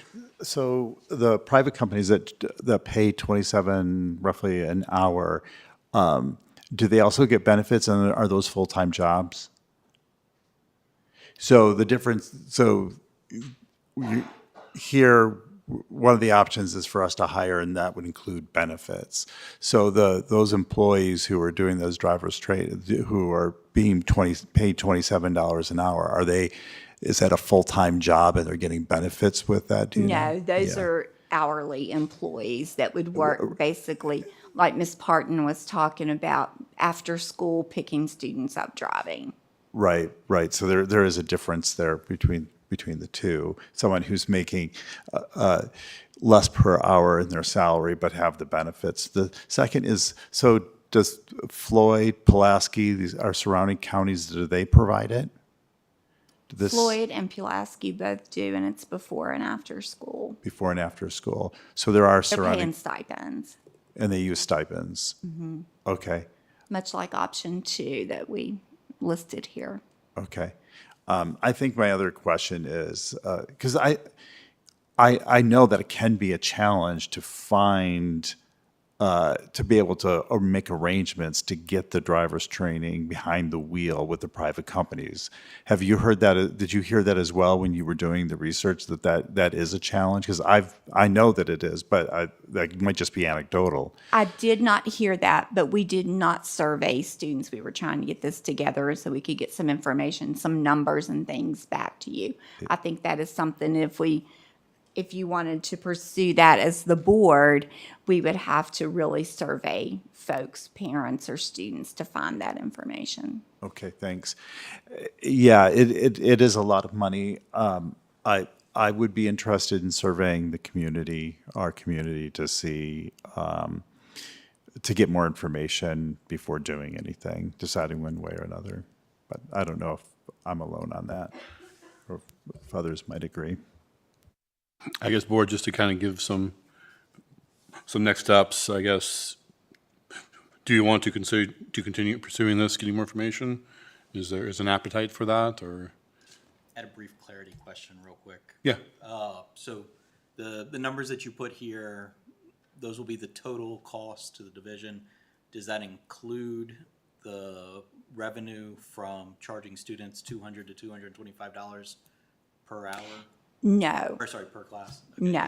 Because that offsets all these costs by about $140,000. Well, no, the $200 is what the students pay In the other divisions. in the other That we- divisions, right? yes. So I mean, if we just work that out for 700 students, that's $140,000. So that offsets this cost by $140,000, plus whatever the state's paying for it. So I mean, I think one thing we really need to understand is what is the need in the community, and how much additional revenue will this generate for the division that offsets this cost? Because this cost could be pretty close to net zero for us. Well, the state won't let us charge more than what? You're not going to spend $200 in gas on 7 hours, but no, I didn't factor in gas. It can't cover personnel, like a lot of this is personnel, right? The state portion doesn't cover personnel. Student fee can cover. It can, I believe. I will double check that.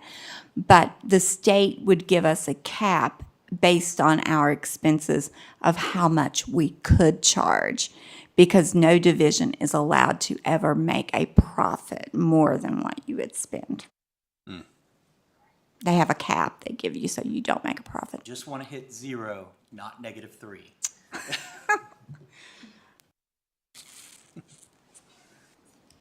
Okay, so board, so next steps, do we want to get more information? Do we want to poll the community and see if there's interest? Or have we seen enough? I guess, I'm sorry. For me, as I believe you mentioned, there are a lot of students who don't want to drive now. They just don't. It blows my mind. I'm like, what? I mean, at 15 and 8 months, I was at DMV getting my learner, and I was waiting for my mother to get home when I could go get that license. Yeah, so it would be interesting to know just how many students would take advantage of it or could, because a lot of them just don't want to drive. Still don't understand it. Where did the 700 number, or 725 or whatever it was, the number of students? 715 students. Did that come from the number of students in the classroom? That came from our number of students currently enrolled in driver's education this year. Is it safe to assume that all of those are planning on doing the behind the wheel driving? Or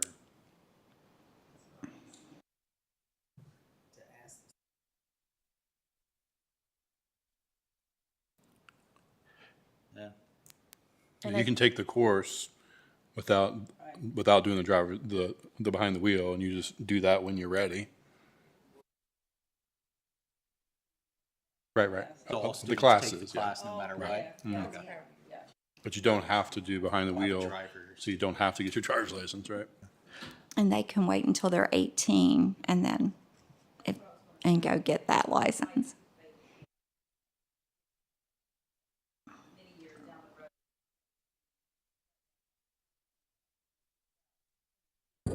And some not even, they can go to DMV without paying behind the course. I mean, they don't have to pay to take the course.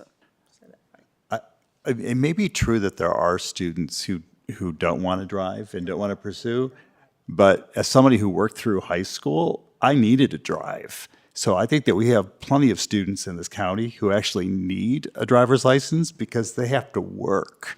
So I would like some more information. I'd like to survey the community, but then I would also like to find out the actual cost for some of our surrounding counties that are offering it, how much that they're actually paying to provide this training to their students. I think that would be really helpful to know. How much they're paid. How much that they're actually having to lay out. So find a comparable county that is getting reimbursed, that's charging students. To say they're charging $200, I'm assuming that's going to personnel because they can get some of the reimbursement. I would like to know how much it's actually costing these counties, because if 72% of the counties in the state are providing behind the wheel training, they've come to a different conclusion than we're coming to here, which is it's just too expensive. Well, lots of counties have decided that it's not too expensive and it's providing a service. So I think that I feel like we need some more information before making a final decision. All right, so let's get a show of hands if how many on the board want to get more information, a survey, additional information from surrounding communities, so we can continue to pursue this.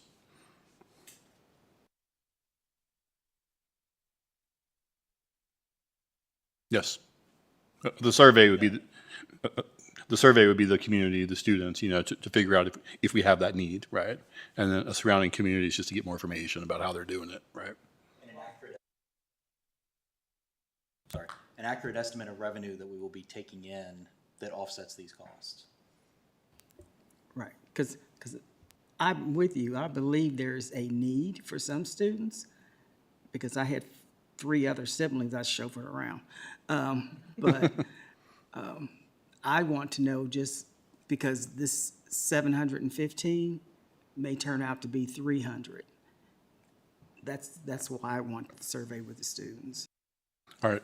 Well, and I will share also, I may be wrong, correct me if I am. At this point, I know at CHS, a lot of the students have to park down the road because there's so many driving that there's not enough parking places. So it's not like students, I don't think, are not getting their license because of any certain reason or not. I think they are, because our parking lots prove that factor. They're full at all our schools with students driving. So just with that and the caveat of finding out everything, it's not like our students aren't getting, the ones that want to get their license, they're getting it. All right, let me see hands again. Sorry, I didn't actually count. Okay. All right. Thank you. Thank you.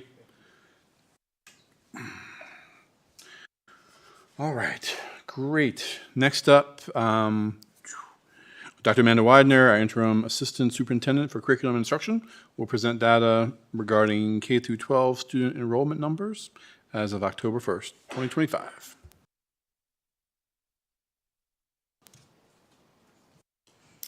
Good evening, Chair Hudson, school board members, Dr. Graham. The Curriculum and Instruction Department tracks our pupil membership, our student enrollment on a monthly basis. So at the end of each month, we pull data out of PowerSchool, which is our student database, so that we have information related to our enrollment. So the spreadsheet that is presented to you is really just a point of information for you to be aware of our current pupil membership numbers. If you look at that orange column that's highlighted, that shows our K-12 numbers as of September 30th. Those do not include our pre-K, which is indicated in the column to the left of it. So again, you can kind of see those numbers where we are, where we were trending this time last year, which is the yellow columns to the far left. You can see that our pupil membership numbers are down. In terms of how this may impact our funding, so the state, our current funding is based on an estimate that was given to us by the state earlier. I believe that was in May, and that number that they use for their estimate is 9,115, which is fairly close to what you see there. They will recalculate and finalize that number before the end of the school year based on pupil membership they use a formula that it's not a true average, but they look at a formula that includes data from October 1st and then again on March 31st. So they'll finalize that number, that funding that we currently have in place. Typically, we do tend to see our membership go up a little bit during the school year. You can see, for example, on these numbers, we've bumped up a little bit since August. But again, I just wanted you to have those numbers as a reference of information. Great, thank you. Board, any questions or comments? I just have a really quick one. Thank you so much for this information. So I know that a demographic study was done for the county for the next 5 years, and there was going to be a plateau. Do you know how this compares to the projection? Because I think it's that we received it last year, so it would have included the estimate for this year. Is this in line with that? And I'm wondering because we're going to be making decisions on about renovations to building and capacity. Do you know? I have not looked at that presentation recently, so I would want to look at that data more closely to look at a comparison. I can say that this data reflects how we've been trending for the last 4 or 5 years. I mean, we've seen a decrease each year in our pupil membership and enrollment. So that trend is continuing. Okay. In terms of how closely that aligns to that demographic study, I would need to go back and review that. Yeah, I'm really curious because it doesn't seem that out of line with the projections from that, but that might be helpful just to look at. But this is great. Thank you. Board, other questions? Yeah, I had a question about pre-K. So 2 questions really. Why is Price's Fork the only one that has pre-K 30 available? Or students enrolled at least. Maybe it is available at other schools, but nobody's enrolled. We don't have pre-K programs at all of our, pre-K 3, 3rd grade at all of our schools. Is Price's Fork the only one that has it? I thought Auburn Elementary also has it, but again, Somebody else had it as well. I thought we had it at Auburn Elementary, so I will double check those numbers. And then my other question is, what is the typical, what is the typical student to teacher ratio for pre-K 4? You have it? Well, that's for kindergarten, I know. I didn't know if pre-K 4 was lower than kindergarten. I can get that information and bring it to you. I don't know that off the top of my head. And then the last question for that is, Gilbert, Linkus, Harding, and Kipps, is there one teacher servicing those 12 students total? Or sorry, one teacher at each of those schools servicing 5 students, and 2 students? And if so, why are those classes underprescribed? Why is the, what you're asking, like, why are those enrollment numbers as low as they are? Correct. Okay. I can get some information and bring that back to you regarding our pre-K numbers and the staffing and whether or not we're utilizing those to fill capacity. Okay. And are there requirements that people have to meet in order to be able to have a student in those classes? Because I know that there's plenty of people in the community that are desperate for childcare in the from birth all the way to kindergarten. So there are requirements. So again, if that's more information you would like us to share, I can bring that to the board, more information about our pre-K numbers, requirements for student to pupil ratios, as well as how many teachers we have staffed in those buildings. And if you can draw from the other areas rather than just that area, if there aren't people that meet the requirements, I would think that there'd be more than 2 people that meet the requirements in the area, but thank you. Board, any other questions? Not really going around here, but we can if we want. See your finger. Nope. Okay.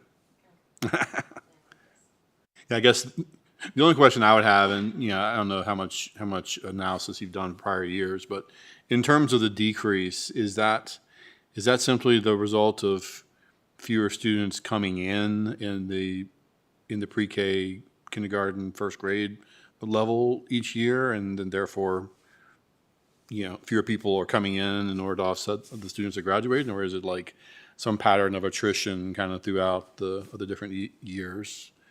Is there any real pattern there? I would have to gather some more information and probably look back at that demographic study as to the reasons why the enrollment's declining. Okay.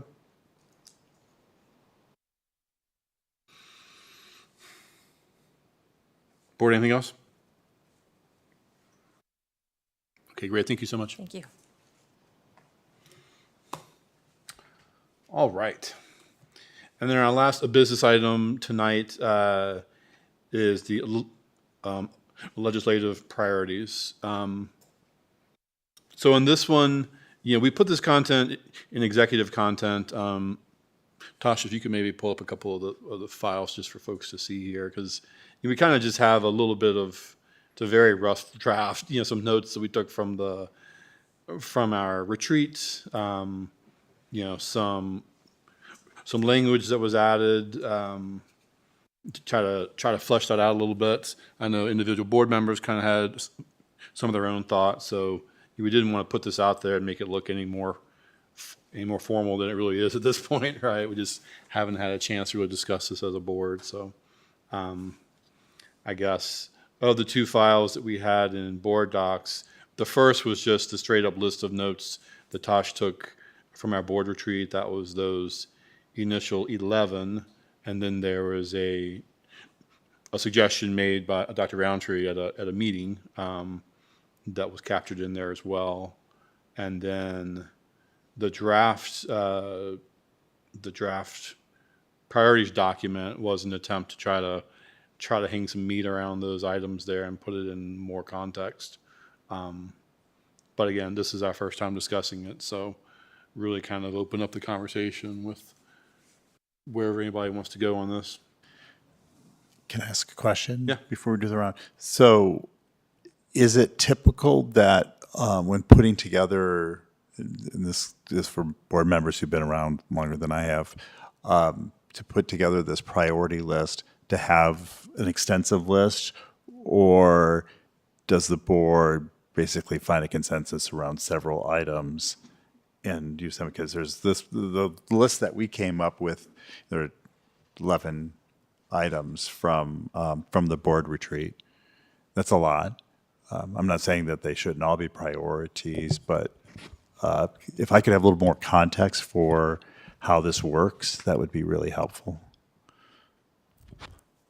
I can say for me as well, I don't know that I've been a part of this formally. I remember a discussion at a retreat a few years back, but it didn't really go anywhere. So I'd love some better context as well. The Board of Supervisors has a fairly nice webpage with their priorities, and it's something on the order of half a dozen to a dozen priorities. So we're maybe at the top of that ballpark number, but we're similar to what they're doing. I think you maybe just counted it, actually. I was just scrolling through it. I wasn't counting, but just in comparison, Fairfax County has 70-page document of their legislative priorities. So I think it's up to us. I don't think there's any. I think the Board of Supervisors in Montgomery County, it's very pleasing to the eye the way that they've arranged it. It's kind of broad categories. A few of them have a specific code that they point out, but not all of them. That's a nice model, but I think we can do what we decide is right for us. And just to follow up, and thank you. And so I've got a couple of emails. So you put together this list, and then what happens to it? Like, is it part of a process of trying to lobby members of the General Assembly? Like, can you give me a little bit more context? Ms. Franklin, can you kind of talk through how this has been done? Right, because I outlined that when I raised the point about it. So, yeah, whatever we want as our legislative priorities, that's what we do. Typically, we have tried to keep it, they used to say, to one sheet, so when you hand it to folks, they're going to read it, because they're not going to go through 70 pages. They're not going to go through 3 pages, quite frankly. So the process is, we do it, we adopt it. November is take your legislator to lunch, right, which has not worked for several years now. There were times when we would take some people to breakfast and some people to lunch, and some people we never wanted to be engaged, which I always thought was, quite frankly, not efficient, because we need to be doing this in June and July. But here we are. So with these priorities, in January, when the legislative conference in Richmond for school board members, and they go to Capitol Hill and they lobby, set up appointments, and go and present these again to our legislators, because we're going to send them to them as soon as we get them. If somebody wants to come and sit down and talk to us about them, that's great, but we send them to them now, or as soon as we get them approved. And then, like I said, go to Richmond and lobby them in person, to present them again and lobby them in person. So that's the process. And is it usually just a bullet point list of priorities, or does it go beyond that and actually make recommendations? It's usually just a bullet point, and that's when you're talking with them, that's when you give them more information as to the reasoning behind it. Sometimes they will ask for the data behind something, or whatever they might ask for, like we do, right? But I also think if the more information you can give them without overloading them, because a lot of things they know already, right? Because everybody's asking the same thing. So the format that was, my meeting went away, that was presented, to me, just is a little bit repetitive. You know, the board this, the board, and every line, the board this, right? That could make the document a little shorter. And it's, again, that one-on-one personal impact that might have the bigger impact, because it's a sheet of paper and, okay, thank you, right? So that's how the process works.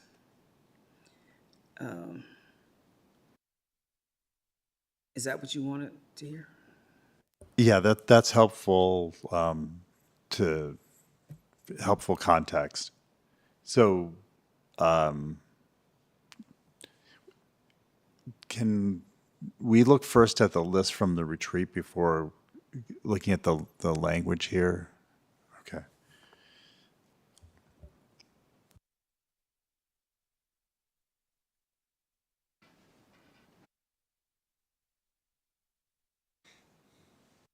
So for me, number 2, funding SOQ positions, I thought that's what they were funding and not fully funding all our positions. Because they try to make people believe that they're fully funding public education and supporting our teachers, but they're only doing the SOQ positions and not all the employees that may be in the district.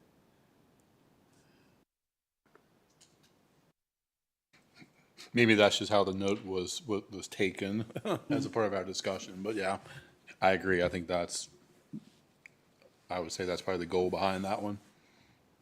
The other document. But that's not what it says. It's just saying funding SOQ. It needs to say funding all positions.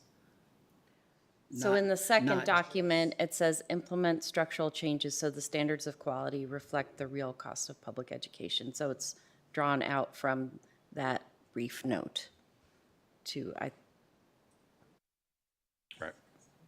and if you want to say that a better way.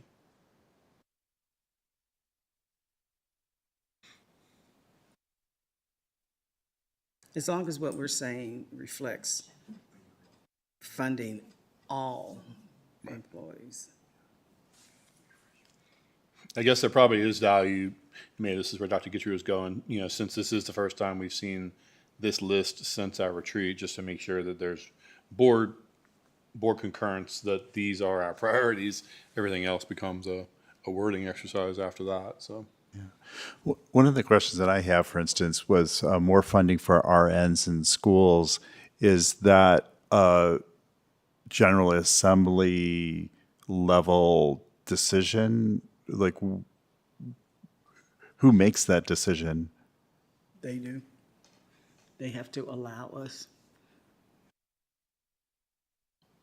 To do what? To to be able to have taxing authority. sorry, the one more funding for RNs in schools. Oh, RNs, I'm sorry. Yeah. Like, is that a General Assembly level, or is that an MCPS level decision? That's one of the questions. I don't know. That's our decision.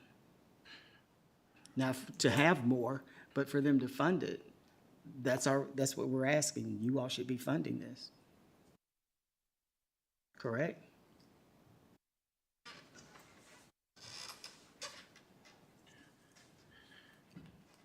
Because they don't give us anything for it now. I mean, I think really, like, you could say all of these are all, I mean, in a lot of cases, these are things that we are already funding. We're asking for help, right? You know. Yeah, right. I mean, the special ed funding, we're doing that. We want more support with that. It's pre-K, we're paying for that. Childcare, health services, right? We're asking for more state level support. So we're not having to fund so much of that out of our own budgets, right? Mm-hmm.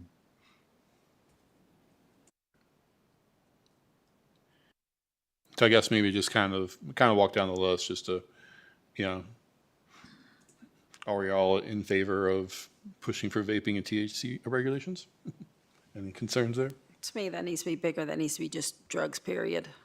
Pushing for vaping, THC and drug regulations. I think we're leaving out one of the biggest things. I mean, I definitely support that, but I think it needs to be bigger than that.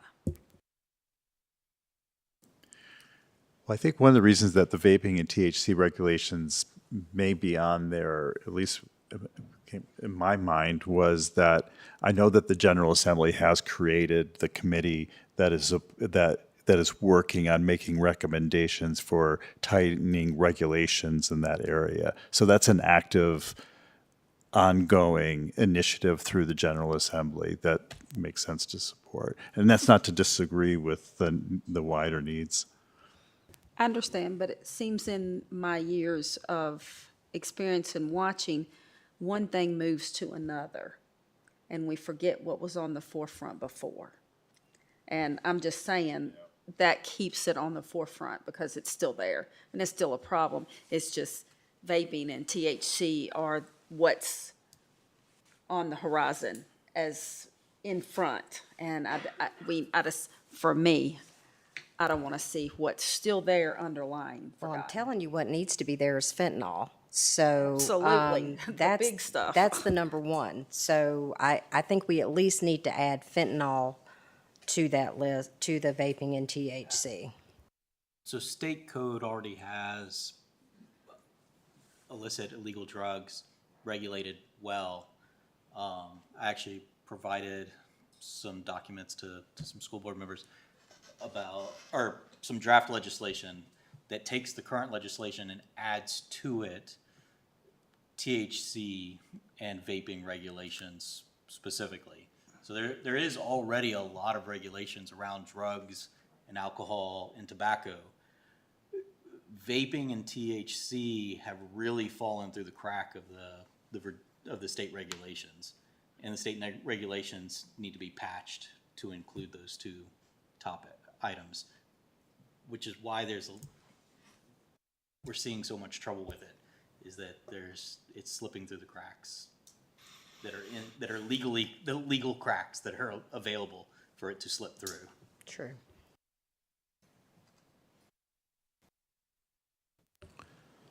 Okay, so I think that on item 2 there, I think we're all in agreement there about fully funding positions, SOQ and beyond, or the full cost of the teaching positions there.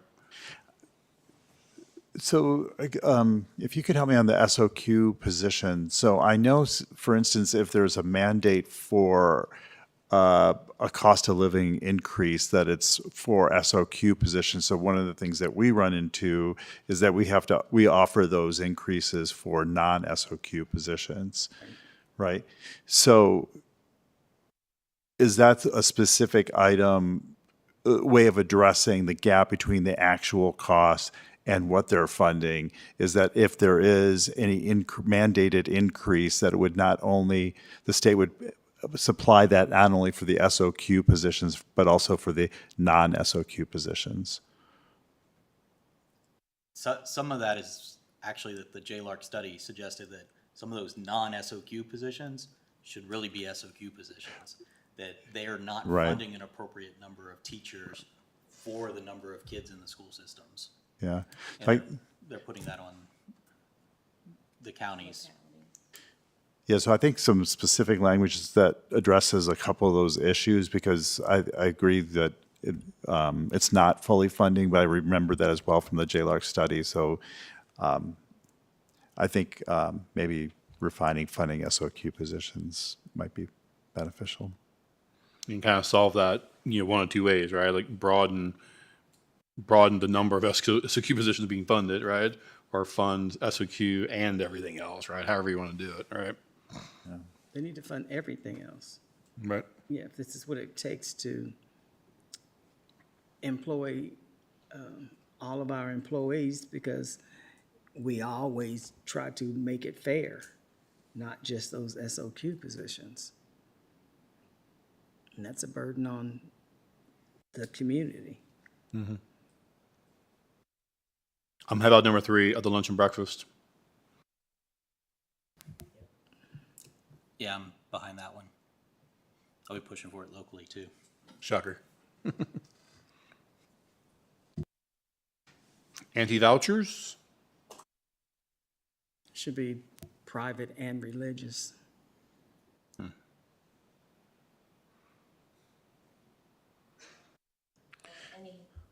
Any non-public options. Right. Like if you choose to homeschool, that's a choice, but that doesn't maybe mean that parents get a stipend from the state to teach their kids. That'll work for me. Tasha, I should have asked. Are you taking notes for us? Thank you. A little late now for me to ask that. How about assistance with capital funding? Just Yes. Right. Pretty straightforward. no brainer. Yep, right there with the JLARC study too. Yep. Special education. Again, no brainer. Expanding pre-K. Yep. I have a question about what's the difference between 7 and 8? Yeah, I was Because gonna ask that one next. Yeah, right. it seems that the crisis for childcare is that pre-K. So the expanding pre-K is getting education for 3 and 4-year-olds across, well, it depends on who's talking maybe, but me personally, across the board, universal education for 3 and 4-year-olds. Universal public education for 3 and 4-year-olds. Lack of childcare, we also have a predominantly female population of employees in our school system. And all too often, the burden of childcare at early ages falls on females and families. Being able to provide childcare somehow through our systems to our employees will benefit us in keeping those employees or getting them back after childbirth quicker. For me, it should be the lack of childcare. There's a lack of childcare in this country, period. And they need to, the legislators need to step up and recognize that. That has an impact on the whole state, not just school systems. Well, and for me, once again, this is the very one thing I have fussed about with all the additional spring breaks and things like that, because our community has a lack of childcare. So to look out for just one area is completely unfair when it comes to everybody. So I can support expanding pre-K, but having and providing taxpayers when they're struggling to find daycare and childcare themselves, I can't support that. You can have it across everyone. You don't have to have it just for our. You said staff. I pointed out that our staff has that burden more likely than other general. No. I don't agree. No. As I have somebody out that's been for 3 months, no. Because of that, no. It's everybody. It's everybody, and the burden generally falls to females and families. And our employees are having much higher percentage of female employees than many other job sectors in the community. There are other job sectors that have similar percentages of female employees. We can ask the General Assembly, to say, hey, additional childcare options for parents and caregivers would be a wonderful thing for you to do. That doesn't mean that the burden is falling on MCPS. Right. We're just saying that as a school board, we recognize this as a problem in our division. It affects our families and our community. There you go. I can't.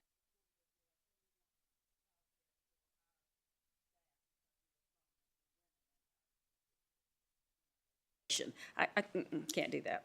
Not just for our staff, but there are benefits to our program because of the makeup of our staff. I mean, the intention, as I'm reading that, the intention, like the way you tie this into a school board related, a list of priorities is because of the impact it has on our staff, right? It's a broader problem than just our school division, but you solve it by providing better childcare options to the community at large, period. And that benefits everyone, including the school division, right? Like we're asking for stuff that matters to us, not just everything we want to see right in the world. Right? When it comes to childcare, yeah, in the world, yeah. Yeah. Sorry.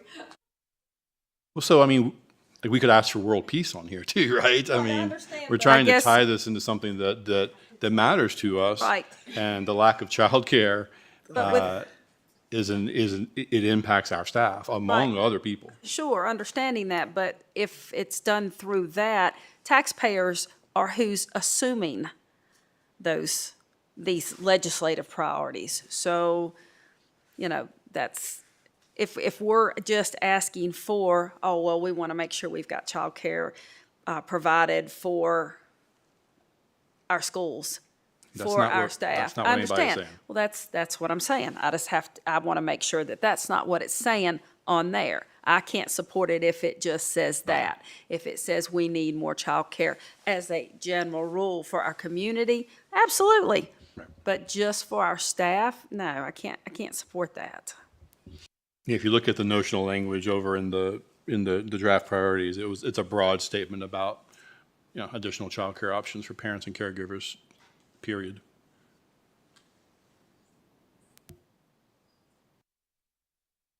Yeah, and connecting it to why it's important for our workforce is where I was getting. Right. Because it is important for our workforce. We have trouble finding teachers. And part of that, this is part of that reason. There's a lot of other industries that have trouble finding employees for the same reason. Absolutely. And we can provide it for everybody. They can provide it for everybody. We're just making the argument as to why it's important to school districts. It's important to everybody because our families, you know, one of the biggest issues when we start talking about spring break and teacher work days is the lack of childcare in the community, not just in the school system. Thank you. No one's arguing with that. I don't understand why we're Right, wasting okay, time arguing about something that's not being argued. You don't have to connect it. This is a universal thing. We just need to say it. Cool. So we're 2 minutes away from having to take our extension vote, just FYI. But this is the last business agenda item we got, so we just need to get through this. We're 1 minute away and we're not finishing in 30 minutes. I was going to say, Chair Hudson, I would say that we table this, and because this could keep us here another hour with the conversation, and we're only at 8. So I would say that we table it. You know, so. I would ask if we again, could at least get through this list Yes, and then work on language separately. But like we got to know what right, we're heading towards, and I don't think that's going to take half an hour. because this technically should have been done a while ago, because November is when this really should be pushed out. And our next meeting is not until November.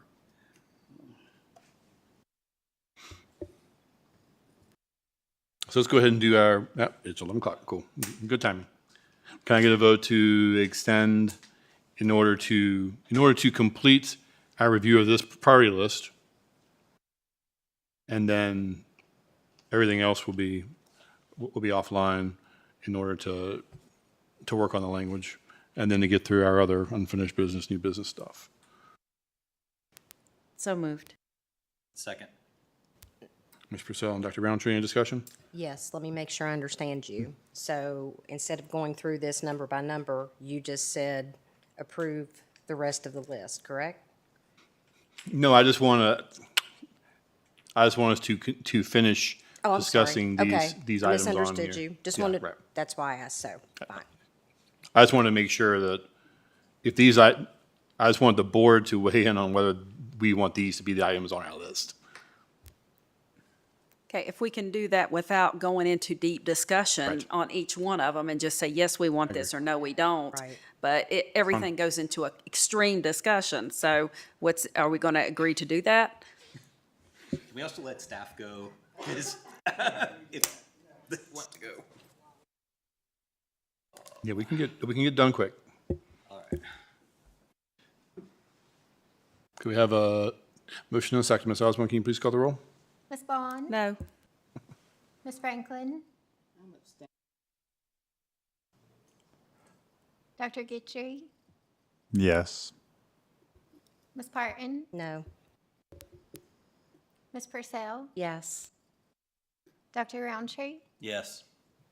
Mr. Hudson? Yes. 4 in favor, 2 opposed, 1 abstain. Motion carries. Okay. Mental health services. So additional investment at the state level in mental health service support. I think we just heard from our community Right. that there's a big interest. Right. Okay. More funding for our registered nurses in our schools. This was a question that Dr. Guthrie asked earlier. Did you ask for this item, Dana, or Ms. Martin? So I think it was in discussion when we were talking about the certified people and I think we were having some trouble with nurses at one time. And so I thought that I'd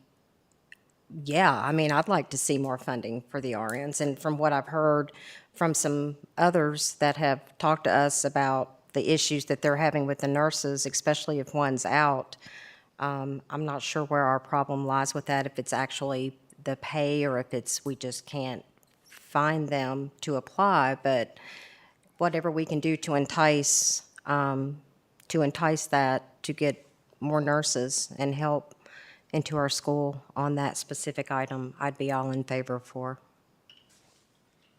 And yes, Dr. Roundtree, I did bring that up. What's the status of state funding for RNs? Do they fund There's any? none, no. Do they no. fund any nurses at schools? No. So Mr. Hudson and I at the last VSBA conference, attended a workshop that was pushing for all school districts to have RNs as their nurses because of their ability to do so much more. So if it's funding for RNs in schools, not more funding because they don't give us anything anyway. Right. Okay. Do I get head nods on that one? Yeah. Good. Okay, great, thanks. Number 11, that was the retired SSO, so that obviously kind of fell out of our conversations at that point about, remind me. So this is actually, I think we originally had 10, and I brought up the retired SSO one in a later meeting. And Was this that a later is meeting? Okay. legislation to move the SSO program from education into law enforcement so that school security officers can be supported and that they would be law enforcement individuals, not employees of a school district.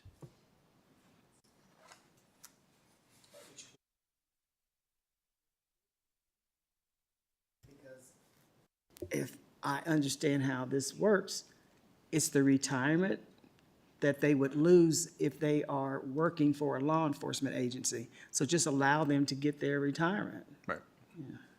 It does have some other stipulations there. They would only, if it was a law enforcement SSO person, they would only be able to do the school SSO program. They wouldn't also be able to do other things in the law enforcement, whereas currently our SROs do have jobs that they do other things in their appropriate law enforcement agency.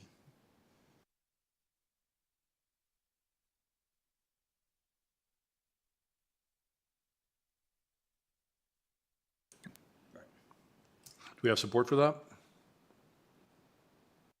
Yep. Okay. All right, great.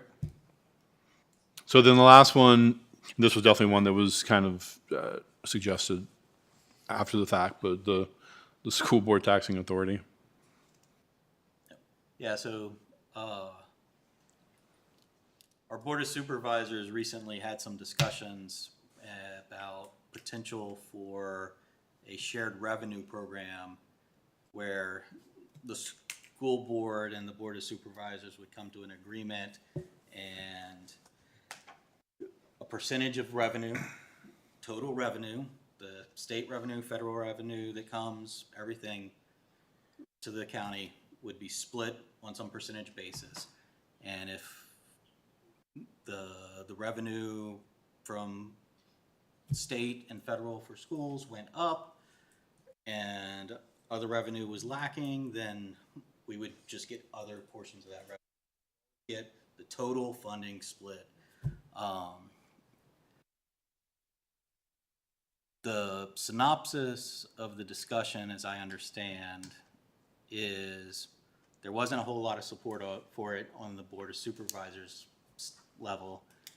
And there was discussions and comments made about how it didn't give them ability to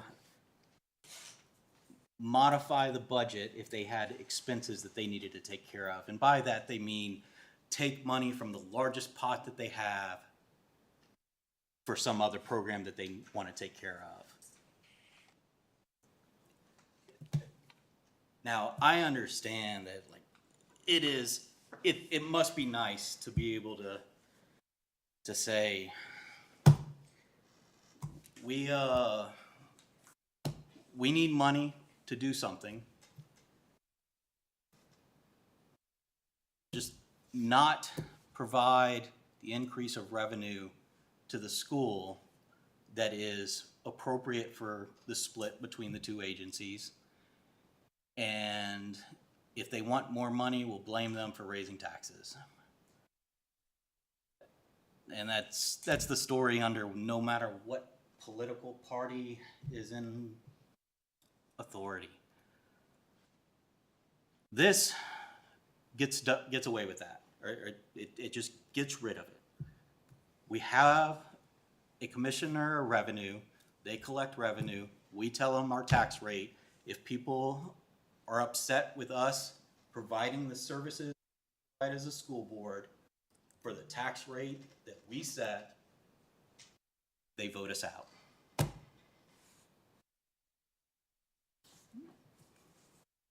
And I think that everybody should be on board with that. The Board of Supervisors, the school board, both sides should be, but they don't want to be because they always want, we need $1 million, we'll get it from the schools. Other states do allow the school boards to be taxing authorities, and it would require changing the Constitution of Virginia to provide that. So it would be a heavy lift, I think. I don't know if we have consensus on the board to add it to our priorities. It might not be the one that happens in the General Assembly next year, just being the pessimist that I am. It's a long haul lift. It's not gonna it's probably not gonna happen next year, but we gotta start at some point. This has been out there for a long while, but because folks know it's not going to happen, they put the resources in trying to push for other things. When I first came on the board and I was hearing about taxing authority, I was like, nope, want no parts of it, right? But in the environment that we live in now and what the supervisors did to us this year with our budget, which was despicable, there's got to be some kind of safeguard for us to be able to fund schools and not have a budget that's, you're going to get this, and then you do everything you're going to do, approve your budget, tell people how much they're going to be paid, and then have it yanked out from underneath you, and then you go back and figure out something else. Something has to happen with that, because I heard loud and clear from at least 2 of those board members that this precedent was set and did not seem like it wasn't something they weren't going to be using. So we can expect this kind of nonsense to keep going on every time they don't like something that we do. And that's not what their job is. Their job is to give the funding, and that's it. Not to yank things back when they don't like what we do, or not fund you at all because they don't like what we do. That has to stop. And if this is a means to an end, within reason,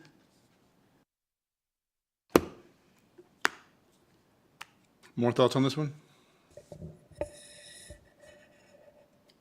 Haven't heard anything from my left over here. Sure, there's opinions over here. don't you know? Respectfully, respect my board members and their opinions and everything they've said, but I would not personally be able to support that.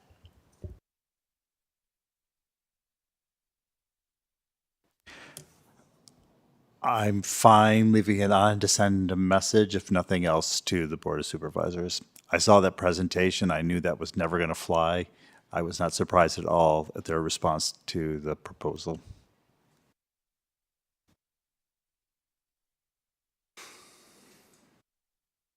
I guess this one's a little more divisive than others. Let me see a show of hands of who wants to include this one on the list.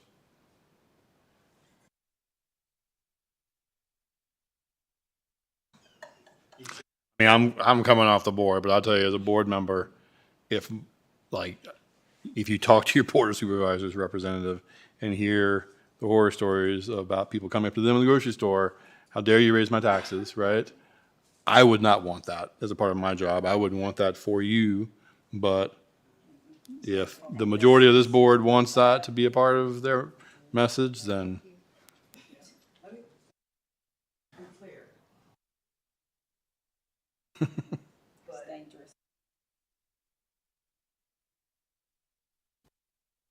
A funding body who doesn't care what you think about running the schools that you were elected to help manage, and say, we're just not going to fund it. And don't want to work with you or even have a conversation beforehand about this is the need. And this whole thing about there was a lack of communication with understanding. I'm sorry, that was BS. Or the claim that letting people know the implications of tax revenues and people coming out and talking to them about it is somehow, won't repeat the statement of the Board of Supervisor member the other day, but a threatening issue for them. They are elected officials. If they can't be held accountable, if they can't read what their congregants write to them and respect their opinion and try to work with what their voters put them in office to do, maybe they don't belong there. okay. So the good news is, I guess, if there's good news, is that the list that we started with, well, actually, I guess I should ask, are there any other priorities that people feel strongly about that isn't in front of us right now, that isn't already among these 12? So my read on these priorities is that they are for the state and or federal level, but maybe primarily at the state level. And I was just wondering if there was any value to having something at the local level. I'm personally disappointed that neither town nor the county developed an ordinance based on the legislation from the General Assembly in 2024 that limited vape shops within a 1,000-mile radius or 1,000-foot radius of schools, daycares, and private schools. Roanoke County did that in November of 2024. And we have had nothing, and I have had several personal conversations with members of all three of those bodies, and they have done nothing. And there's at least one facility that has gone in that is now going to be grandfathered in that would not have been able to go in, if I'm not mistaken, correct? Certainly in Blacksburg, there's one within a radius of a daycare center. At least one. It's hard to keep up. Maybe we need to get that that social media ammunition back out. Oh, God. Just don't leave any voicemails. Okay, so the thought I was going to make, so the good news is that the 12 that we started with are the same 12 we have, which is the 12 that drove the development of the draft that we have. So I guess I'd ask board members next to review the draft and provide some feedback on it, kind of offline, so we can get that in shape. Okay? All right. Anything else on this one?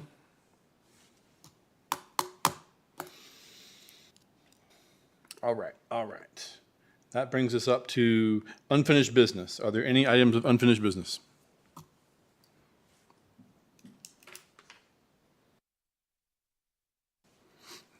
I actually have one myself. So, and I should have asked this back when BWP was here, but they made a statement that I just wanted to get the board's feedback on. So in terms of the booklet here with all the feedback, this is to be a public document, and they mentioned putting it on our website. Tosh said that she could put it in board docs. I guess my question to the board is, do we want to do that immediately, or do we want to take a few minutes and actually read through this thing before we make it public, since we are just getting it tonight? I mean, for me, it is what it is. This is what our community said, and what are we going to adjust? We shouldn't be adjusting anything. Okay. I just didn't want to assume, because there's assumptions being made that we hadn't discussed. Yeah, the appendix is the only thing that I saw as I was looking through quickly, albeit, that is largely not included in the slide deck that they showed today.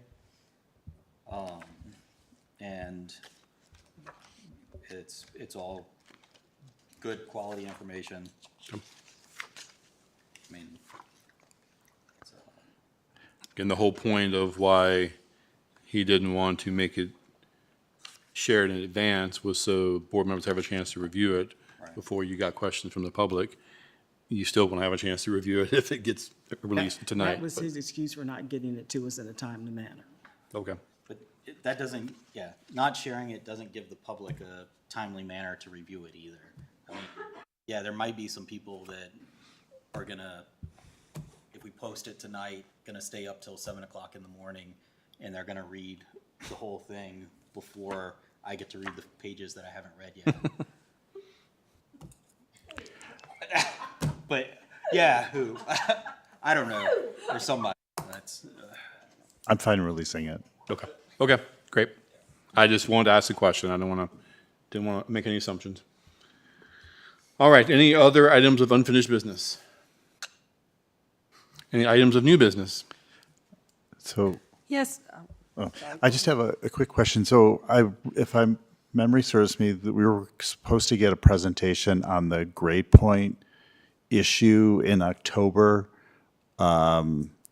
Is that coming up soon? In November? November 11th? Okay, great. Thank you. I think that was just a push it back just because of everything else we had on the agenda, but yeah. Okay, well, with the lateness of the hour, I wasn't going to bring it up, but since everybody wants to stay late, let's go for it. I know that we have a dress code policy, but it is definitely not being adhered to in our schools, and Ms. Parton has talked about it for years. And just listening to our parents, the shirts are getting shorter, the shorts are getting shorter, the sleeves are getting shorter, the fronts are getting lower, and from what I understand, I get it. We can't call 50 parents every day to come get their children, but things are looking pretty bad in our schools. And I can connect with a few principals. We can address and that. so if we need to send something home stating, hey, parents, if your sons and daughters aren't dressed appropriately, we're going to call you. And, just to communicate that of what our policy already is in. We already have it. So we need to, even at the games, things are looking pretty bad. So, when I see shorts up the hiney and I was there, I'm there and I see it. So, it's just, I think we need to make sure we're a school. We're a school. Thank you. Thank you.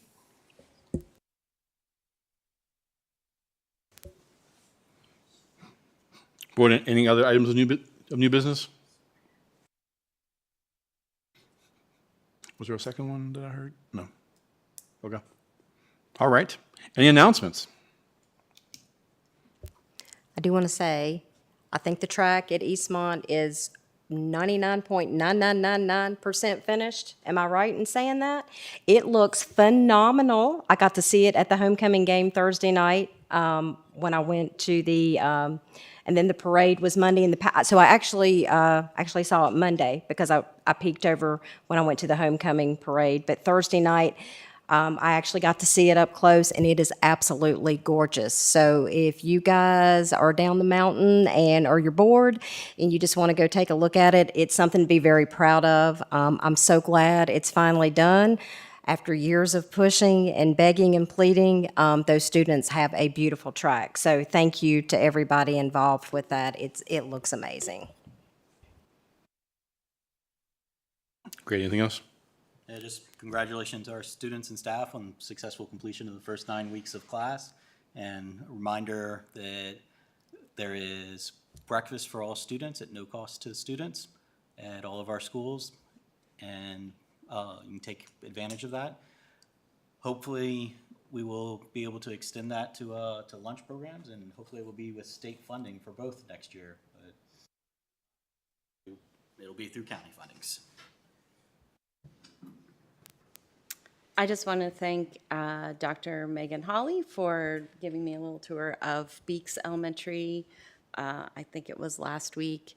I'd been in the school just briefly as when my kids have had things there, but I hadn't seen the entire school in the way that that she showed me, and it really hit home some of the facility needs of these older schools in Blacksburg. They are significant and should not be understated. If you have not seen, major upgrades to that school, please understand, and you haven't been there in a while, it looks like it needs it.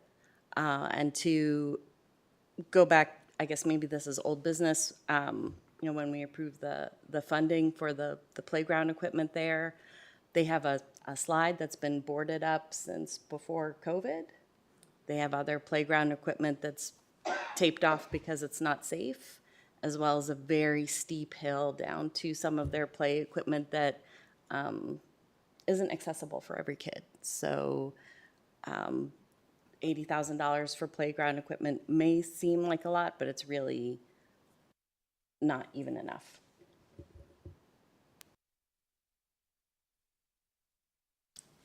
Board, any other announcements?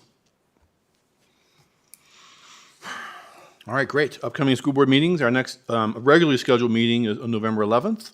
But as we discussed earlier, Tasha's already sent out an email asking for available dates. We'll need a special session next week for some student matters and to finalize that superintendent profile. So,